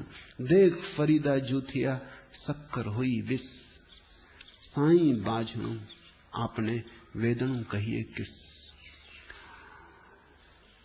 जिसको भी अमृत समझा जीवन में वो सब विष हो गया। जहां जहां मिठास पाई वहां वहां जहर हो गया। जिन को सुख जाना वहां वहां दुख के सिवाय कुछ भी न मिला। जहां स्वर्ग समझ के दरवाजे खटखटाए वहां नरक पाया। देख फरीदा यह क्या हुआ, शक्कर भी विष हो गई। अब अपने स्वामी को छोड़कर और किसे अपना दुखड़ा सुनाऊं। यहां तो कोई दुखड़े को समझेगा भी नहीं। यहां तो किससे कहना, यहां तो अंधों से प्रकाश की चर्चा हो जाएगी। यहां तो मैं दुखड़ा रोऊंगा तो लोग हंसेंगे कि पागल हुआ है। यहां तो लोग कहेंगे खाओ पियो मौज करो, यही तो जीवन है। और परमात्मा कहां है? किस दुख के लिए रो रहे हो, किस सुख की बात कर रहे हो, किस शांति की यात्रा पर चले हो? यहां कोई तीर्थ नहीं है। 4 दिन की जिंदगी है। जितनी जल्दी भोग लो, जितना ज्यादा भोग लो उतना उचित है। ये सपनों की बातें मत करो। फरीद जैसे लोग सदा ही संसारिकों को पागल मालूम पड़े। स्वाभाविक भी है, क्योंकि वो जिस सुख की बात करते हैं उसका हमें कोई स्वाद नहीं। वो जिसको दुख कहते हैं उसको ही हम सुख मान के अभी जी रहे हैं। जब हमें होश आएगा तब शायद हमको भी समझ में आए, लेकिन तब तुम भी पागल की हालत में हो जाओगे। अपनों को भी समझाओगे वो भी ना सुनेंगे।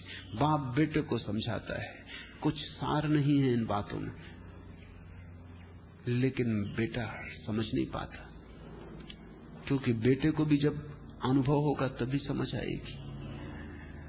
बल्कि बेटा मन में ये सोचता है खुद तो खूब भोग कर बैठ गए, अब दूसरों को समझा रहे हो कि सार नहीं। बाप को भी इसके बाप ने समझाया था कि कुछ सार नहीं। ये भी ऐसे ही बेरुखे मन से सुना था। जवानों को बूढ़ों की शिक्षा ठीक नहीं मालूम पड़ती। ठीक तो दूर, अरुचिकर मालूम पड़ती। अरुचिकर भी दूर, बड़ी अपमानजनक मालूम पड़ती। जवान बूढ़ों से बात नहीं करना चाहते, क्योंकि जवानी की भाषा और आंखों में इंद्रधनुष समाये, मन में बड़े सपने हैं और रोआ रोआ पागल है वासना से। और तुम परमात्मा की बात करो, प्रार्थना की बात करो, मंदिर मस्जिद गुरुद्वारे की बात करो, जचती नहीं। अभी दुनिया से मन भरा कहां। तो फरीद कहता है जो हालत हमारी हो गई वो ये है कि जीवन तो ऐसे ही गंवा दिया। ये दाढ़ी सफेद हो गई, मरने का वक्त करीब आ गया। कब लदाई पूरी हो जाएगी, लादनहार चल पड़ेगा, कुछ कहा नहीं जा सकता। किसी भी क्षण ये घटना घट सकती। एक बात निश्चित, वो मौत है। जीवन में सब अनिश्चित है मृत्यु के अतिरिक्त, और सब हो भी न भी हो, मगर मौत तो होगी। अब ऐसी घड़ी में देख फरीदा जूथिया शक्कर हुई विष, साईं बाझू आपने वेदनू कहिए किस। ये वेदना किससे कहें सिवाय अपने स्वामी की, वही समझ सकेगा। जब तुम्हारे जीवन में समझ आती है तो सिवाय परमात्मा को छोड़ के और किसी से बात करने में अर्थ नहीं रह जाता। प्रार्थना का यही अर्थ है, तुम अपने परमात्मा से बात करते हो, वो समझेगा। अगर वो न समझेगा तो फिर तो कोई भी न समझेगा। भक्त जब भगवान के सामने बैठता है तब वो अपनी सब बातें हृदय खोल के कहता है। तब वो दुख रोता है उसका जो बीत गया, पछताता है उस सब के लिए जो जा चुका, उस सब की बात करता है जो आ रहा है। वो अपने जीवन के सपनों की बात कहता है जो झूठे सिद्ध हुए, और उन सत्यों की बात कहता है जिनकी झलक अब मिलनी शुरू हुई। परमात्मा के अतिरिक्त ये बातें किसी से कही नहीं जा सकती। धन्य भागी हैं वे लोग जिन्हें कोई गुरु मिल जाए। गुरु का अर्थ है मनुष्य के रूप में परमात्मा। वो मनुष्य भी है, वो तुम्हारी भूलों और तुम्हारे दुख को भी समझ पाएगा, और वो परमात्मा भी है। वो तुम्हारे दुख और भूलों को केवल समझ ही ना पाएगा, केवल तुमसे सहानुभूति ही ना कर पाएगा, बल्कि तुम्हें मार्गदर्शन भी दे सकेगा। लेकिन अगर गुरु न मिले, जो कि आसान नहीं, क्योंकि 100 गुरुओं के द्वार खटखटाओगे, 99 गलत सिद्ध होंगे, बिल्कुल स्वाभाविक है। संसार में जहां असली सिक्के होते हैं, खोटे सिक्के भी चलते हैं, और खोटा ज्यादा चलता है। तुम्हारे खीसे में भी अगर एक असली सिक्का हो और एक खोटा, तो तुम पहले खोटे को चलाने की कोशिश करते हो। असली तो कभी भी चल जाएगा। इसलिए अर्थशास्त्री कहते हैं खोटे सिक्कों को चलने की बड़ी धुन होती, वो पहले चलते। असली तो तिजोरी में छिप जाते हैं, नकली बाजार में चले जाते हैं। वही हालत सभी असली चीजों की है। असली गुरु की भी वही हालत है। तुम उसे बाजार में ना पा सकोगे, वो तो हट जाता है। बाजार में तुम्हें वो मिल जाएगा जो तुम्हारी राह ही देख रहा था, वो तुम्हारे दरवाजे के सामने ही बैठा मिल जाएगा। उसे पाने के लिए तुम्हें कोई भी चेष्टा न करनी होगी, कुछ भी खर्च न करना पड़ेगा। उल्टे वो तुम्हें प्रसाद भी देगा, ताकि प्रसाद के लोभ ही आ जाओ। वो सब तरह तुम्हें उलझाएगा। गुरु खोजना बड़ी कठिन बात है। मिल जाए सौभाग्य, तब उसके सामने रोया जा सकता है। वो तुम्हारे आंसुओं को समझेगा। तुम्हारे आंसुओं को बहते देख के वो ये ना समझेगा कि तुम दीनहीन हो। तुम्हारी आंसू की गरिमा उसे समझ में आएगी। तुम्हारे आंसू उसके लिए बड़े पवित्र होंगे। तुम रो के उसके सामने छोटे ना होगे, तुम रो के उसके सामने बड़े हो जाओगे। तुम्हारे आंसू तुम्हारी महिमा की खबर देंगे। तुम्हारे पछतावे तुम्हें दीन ना करेंगे। तुम अपने पछतावों की बात करके पछतावों से मुक्त हो जाओगे। उससे तुम अपने दुख कह के हल्के हो जाओगे। लेकिन अगर ये ना हो सके, जो कि होना कठिन है, कि गुरु मिल जाए, तो परमात्मा तो सब तरफ उपलब्ध है, उसे तो खोजने कहीं नहीं जाना है। तुम एक वृक्ष के पास बैठ के वृक्ष को ही उसका संदेश वाहक बना सकते हो। आकाश में चलते बादल को देखकर तुम मेघदूत बना सकते हो उसी बादल को। तुम उससे कह दे सकते हो अपना रोना, कि जा रहे हो परमात्मा की तरफ, कह देना मेरी खबर। गुरु न मिले तो परमात्मा तो सब तरफ उपलब्ध है, लेकिन ये भी बड़ी कठिन बात है कि गुरु न मिले तो कौन तुम्हें जगाए, कौन तुम्हें कहे कि परमात्मा चारों तरफ है। गुरु मिल जाए तो सुगम हो जाती है बात, क्योंकि गुरु तुम्हारे जैसा ही होता है एक अर्थ में, और एक अर्थ में तुमसे बिल्कुल भिन्न होता है। गुरु तुम्हारे और परमात्मा के बीच में लगे द्वार की भांति होता है।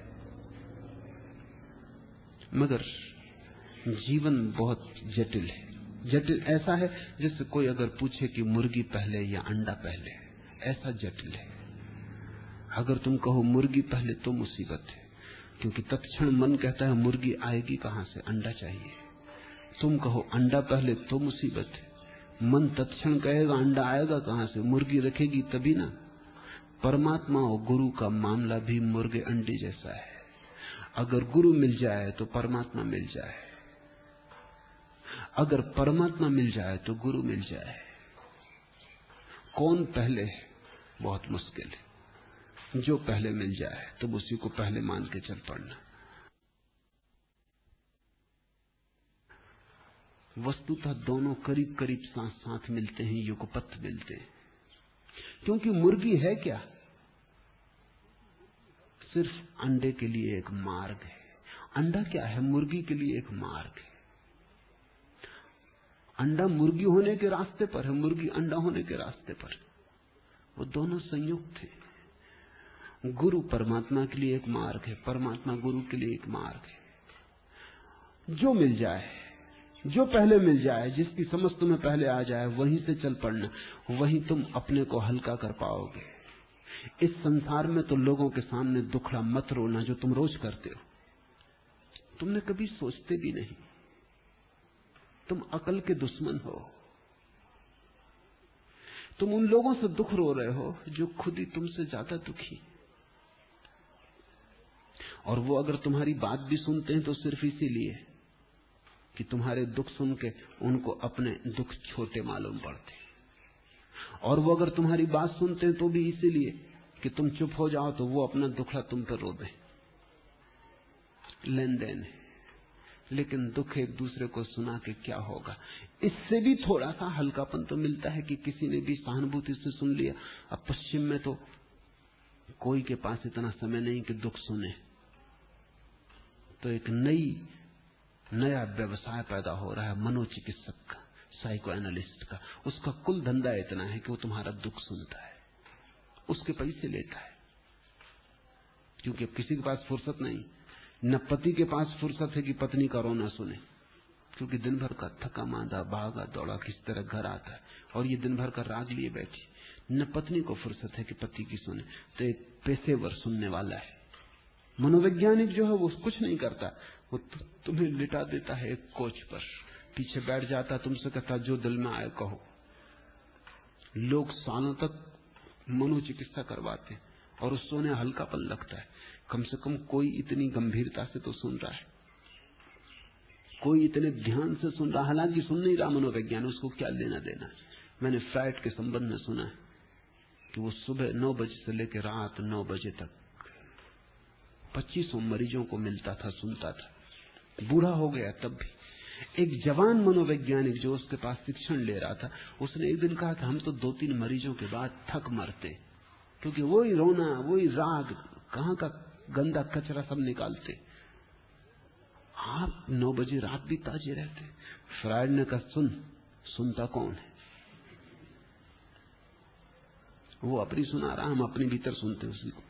उसको सुनाने से सुख मिल रहा है, सुना ले। सुना के लोग हल्के हो जाते। बड़ा महंगा धंधा है।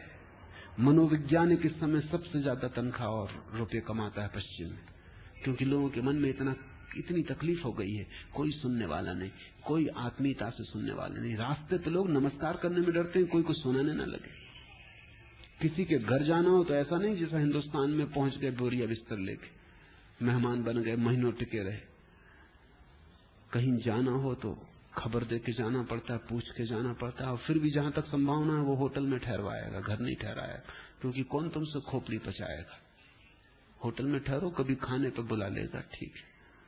रविन्द्रनाथ टैगोर ने लिखा है कि एक मित्र ने, वो इंग्लैंड में थे, अपनी शादी के लिए उन्हें बुलाया, खुद की शादी के लिए बुलाया। वो बड़े प्रसन्न हुए, उनको पता नहीं था, पहली दफा इंग्लैंड गए थे, तो वो निकले उसकी शादी के लिए जाने को। लंदन से कोई घंटे भर का फासला था, नए थे, ठीक जगह न खोज पाए, तो पहुंचना था 10 बजे रात, पहुंचे 12 बजे। वहां तो सब काम समाप्त हो चुका था, शादी वादी हो चुकी थी, पार्टी वार्टी हो चुकी थी। जब दरवाजा खटखटाया, मित्र बाहर आया, उसने कहा आप तो बहुत देर से आए। तो उन्होंने कहा क्या करूं, मैं तो परिचित नहीं हूं, तो खोजने में देर लग गई। तो उस मित्र ने कहा ये होटल का नाम है, आप वहां जाके खोज लें, अगर कोई जगह हो तो रुक जाएं। उसने ये भी नहीं कहा कि यहां रुक जाएं रात भर, आए उसकी शादी के लिए थे। उसने कहा आप रुक जाएं होटल में,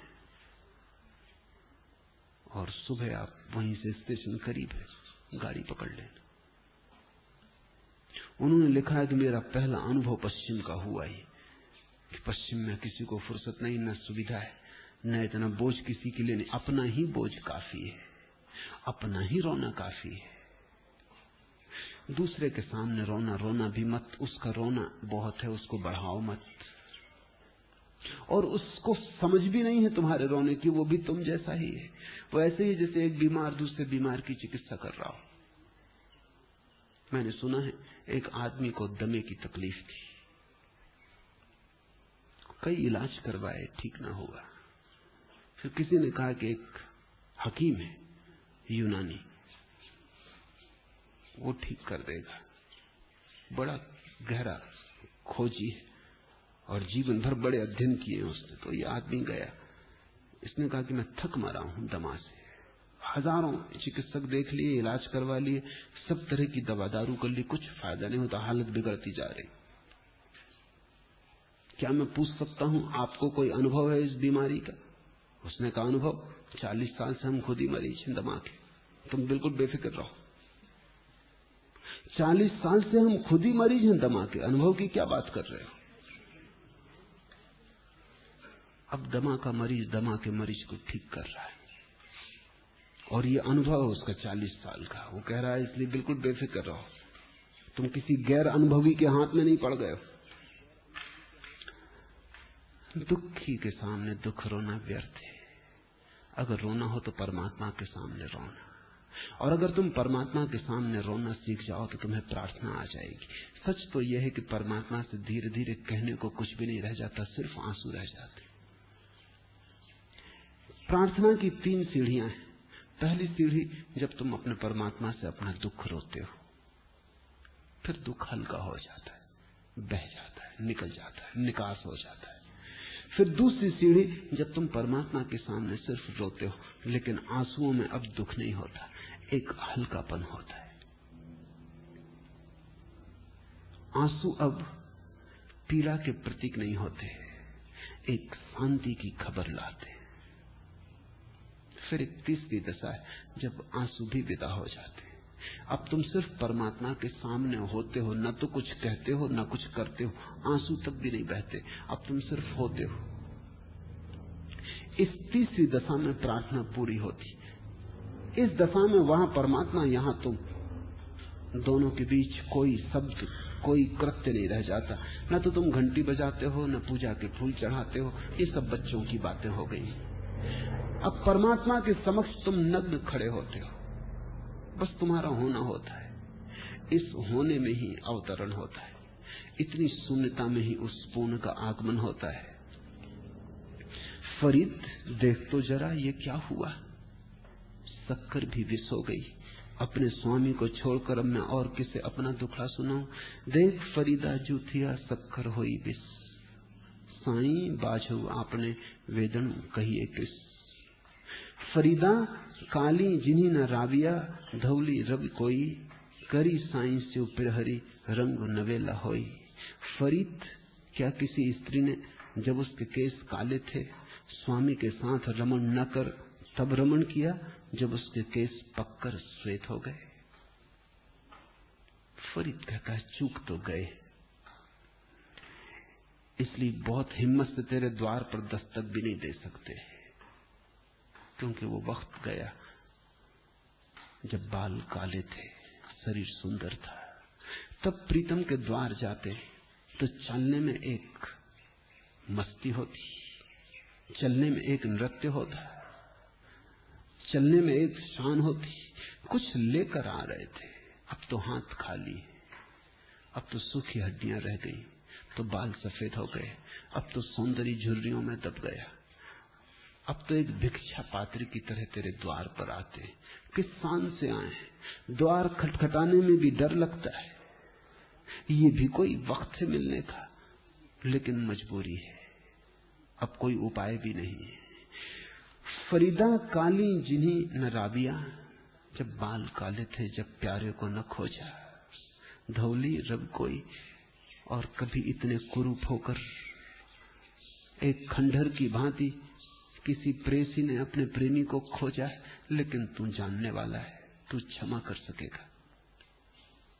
नासमझी में हमने जो गमाया है उसे तू हमारी परीक्षा मत बनाना। हम समय पर नहीं आए, देर हो गई है, ये हमारी भूल है, लेकिन तुझ पे हमें भरोसा है, तेरी करुणा का भरोसा है। खैर, साईं से तो अब भी प्रीति कर, जिससे कि तेरे केसों का रंग फिर नया हो जाए। हम जानते हैं कि तेरी कृपा की दृष्टि हुई तो केस क्या, आत्मा का रंग भी फिर नया हो जाएगा। करी साऊं स्यु पिरहरी रंग नवेला होई, तू हमें पुनर्जन्म दे देगा, हम तेरे भीतर से फिर पैदा हो जाएंगे, एक नए रूप में आविर्भाव होगा। तुझ पे भरोसा है। अपने तो पैर डगमगाते, कुछ संपदा लेकर नहीं आ रहे हैं, कुछ दान करने को नहीं है, कुछ भेंट करने को नहीं है। मन कपता है, पैर डगमगाते, योग्यता कोई नहीं, पात्रता कोई नहीं। यही भक्त की भावदशा है। कुछ लेकर नहीं आ रहे हैं, सिर्फ रोते हुए आ रहे हैं, आंसुओं की भेंट है। मैं एक यहूदी फकीर मजीद के वचन पढ़ रहा था। उसके हर वचन में वो परमात्मा से कहता है कि आज मेरे सिर में दर्द है, यही तुझे भेंट करता हूं, और तो मेरे पास कुछ नहीं। आज मेरे पैर में तकलीफ है, यही तुझे भेंट करता हूं, और तो मेरे पास कुछ नहीं। आज बूढ़ा हो गया हूं, देह जर्जर है, आज ये जर्जर देह तुझे भेंट करता हूं, और तो मेरे पास कुछ नहीं।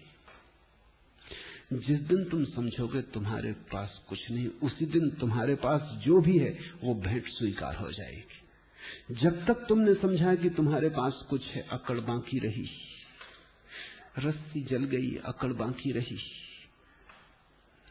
तब तक तुम चाहे दुनिया का साम्राज्य लेकर भी जाओ, वो भेंट स्वीकार न हो सकेगी। अहंकार जिस भेंट के साथ जुड़ा है वो अपवित्र हो गई। निरअहंकार भाव से तुम खाली हाथ लेकर जाना, वो स्वीकार हो जाएगी। बुद्ध के जीवन में उल्लेख, एक सम्राट आया बुद्ध को मिलने, स्वभाव था सम्राट था, तो उसने एक बहुमूल्य कोहिनूर जैसा हीरा अपने हाथ में ले लिया। चलते वक्त उसकी पत्नी ने कहा कि पत्थर ले जा रहे हो। पत्नी ज्यादा समझदार होगी, स्त्रियां अक्सर पुरुषों से ज्यादा भावपूर्ण होती, भाव की एक समझ होती। पत्नी ने कहा पत्थर ले जा रहे हो, माना कि कितना ही मूल्यवान है, लेकिन बुद्ध के लिए इसका क्या मूल्य, जिसने सब साम्राज्य छोड़ दिया, उसके लिए एक पत्थर ले जा रहे हो, ये भेंट कुछ जस्ती नहीं। अच्छा तो हो कि अपने महल के सरोवर में पहला कमल खिला है मौसम का, तुम वही ले जाओ, कम से कम जीवित तो है। और बुद्ध कमलवत है, उनके जीवन का फूल खिला है, उसमें कुछ प्रतीक भी है। ये पत्थर में क्या है, तो बिल्कुल बंद है, जड़ है। बात तो उसे जची, तो उसने सोचा एक हाथ खाली भी है, पत्थर तो ले ही जाऊंगा, क्योंकि मुझे तो इसी में मूल्य है, तो मैं तो वही चढ़ाऊंगा जिसमें मुझे मूल्य। लेकिन तू कहती तेरी बात भी थी, हो सकती ठीक हो, और बुद्ध को मैं जानता भी नहीं किस ढंग के आदमी, तो फूल भी ले लिया। एक हाथ में कमल, एक हाथ में हीरा लेके वो सम्राट बुद्ध के चरणों में गया। जैसे ही वो बुद्ध के पास पहुंचा और हीरे का हाथ उसने आगे बढ़ाया, बुद्ध ने कहा गिरा दो। मन में तो बड़े उसे चोट लगी, चढ़ा दो नहीं, बुद्ध ने कहा गिरा दो। अभी हाथ जरा सा बढ़ाया ही था, मगर जब बुद्ध ने कहा गिरा दो, चोट तो लगी अहंकार को कि बहुमूल्य हीरा है, गिराने की चीज नहीं। ऐसा हीरा दूसरा पृथ्वी पर खोजना मुश्किल है, ये मेरे खजाने का सिरमौर है। मगर अब बुद्ध के सामने न गिराए तो भी फजीयत होगी, और हजारों भिक्षु बैठे और सबकी आंखें टंगी। तो उसने बड़े बेमन से, गिराना तो नहीं चाहता था लेकिन गिरा दिया। सोचा शायद पत्नी ने ही ठीक कहा हो। दूसरा हाथ आगे बढ़ाया, वो जरा ही आगे गया था कि बुद्ध ने फिर कहा गिरा दो। अब तो उसे जरा समझ के बाहर हो गई बात, ये आदमी कुछ भी नहीं समझता, न बुद्धि की बात समझता है, न हृदय की बात समझता है। बुद्धि के लिए हीरा था, गणित था, उसमें हिसाब था, धन था, प्रेम, कमल, भाव, हृदय, इसको भी कहता है गिरा दो। और मेरी पत्नी तो इसके चरणों में बहुत आती, वो इसे पहचानती है, ये उसको भी नहीं समझ पाया। मगर अब जब कहता है हीरे ही गिरा दिया, तब इस कमल में क्या रखा, 2 कौड़ी का है, उसने गिरा दिया। तब वो खाली हाथ बुद्ध की तरफ झुकने लगा। बुद्ध ने कहा गिरा दो। तब तुम समझा कि आदमी पागल है, अब कुछ है ही नहीं गिराने को, दोनों हाथ खाली। उसने कहा अब क्या गिरा दूं?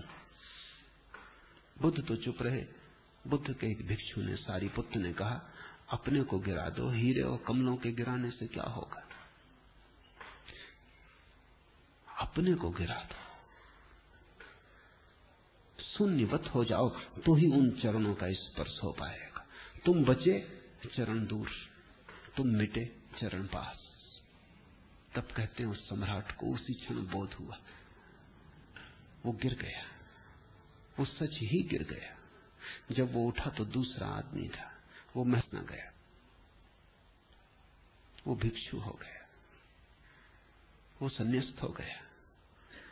उसने कहा जब गिरा ही दिया तो वापस जाने वाला न बचा। बहुत दूसरों ने समझाया कि इतनी कोई जल्दी नहीं। उसने कहा बात ही नहीं, जब मैं ही ना रहा तो कौन वापस जाए, जो आया था वो नहीं। अब बुद्ध मुझ में समा गए, उनकी बांसुरी मुझे सुनाई पड़ी। जरा सा सुर इतना मधुर है तो पूरे संगीत का कैसा आनंद होगा। फरीद कहते हैं, खैर साईं से तू अब भी प्रीति कर ले, उसके दरबार में देर कभी भी नहीं। जब भी तू आया यही काफी है। खाली होके आना ही उपाय है। ये साईं चमड़ी पर पड़ी हुई झुर्रियों को नहीं देखता, न बूढ़े की झुक गई कमर को देखता है, न युवा जवानी की तरंगों को देखता है। ये साईं तो उस शून्य मन को देखता है जो सब गंवा कर आया है, जो ये जान कर आया है कि सब व्यर्थ है, वही झुकने में समर्थ होकर आया है। फरीदा काली जिन्हीं न राबियां धौली रवि कोई, करी साईं से प्रहरी रंग नवेला होई। और झुक जा और चढ़ा दे अपने को। ये तेरा डर ठीक है कि तेरे पास कुछ नहीं, ये डर स्वाभाविक है, ये डर शुभ है कि तेरे पास चढ़ाने को कुछ नहीं। लेकिन यही तो भक्त की भाव दशा है, यही तो चढ़ा कि कुछ को नहीं है और चढ़ाता हूं, खाली हाथ हूं। परमात्मा तुझे भर देगा और नया कर देगा। एक जन्म है जो माँ बाप से मिलता है, वो शरीर का जन्म है। एक जन्म है जो चैतन्य से मिलता है, वो आत्मा का जन्म है। जो परमात्मा के सामने झुका वही आत्मवान हुआ। जब तक तुम उसके सामने नहीं झुके हो तब तक आत्मा सिर्फ एक सिद्धांत है, तुम्हें उसका कोई पता नहीं। तुम्हारे भीतर अभी उसका आविर्भाव नहीं हुआ, अभी तुम आत्महीन हो, अभी तुम शरीर हो, मन हो, पर आत्मा नहीं। अभी वो बीज टूटा ही नहीं, अभी बीज अंकुर नहीं बना, अभी बीज पर वृक्ष नहीं आया, अभी नहीं लगे। अभी आत्मा संभावना है तुम्हारी, वास्तविकता नहीं। जो शून्य होकर परमात्मा के सामने झुका वो पूर्ण हो जाता है। उस शून्य में ही पूर्ण का प्रवेश, जगह खाली है, सिंहासन राजी है, परमात्मा प्रविष्ट हो जाता है। जहां तुमने अहंकार को बिठा रखा था उसी जगह उसका सिंहासन बन जाता है। ऐसी क्रांति का नाम ही धार्मिक क्रांति है। और धार्मिक क्रांति एकमात्र क्रांति है, बाकी सब क्रांतियां क्रांति के धोखे। आज इतना।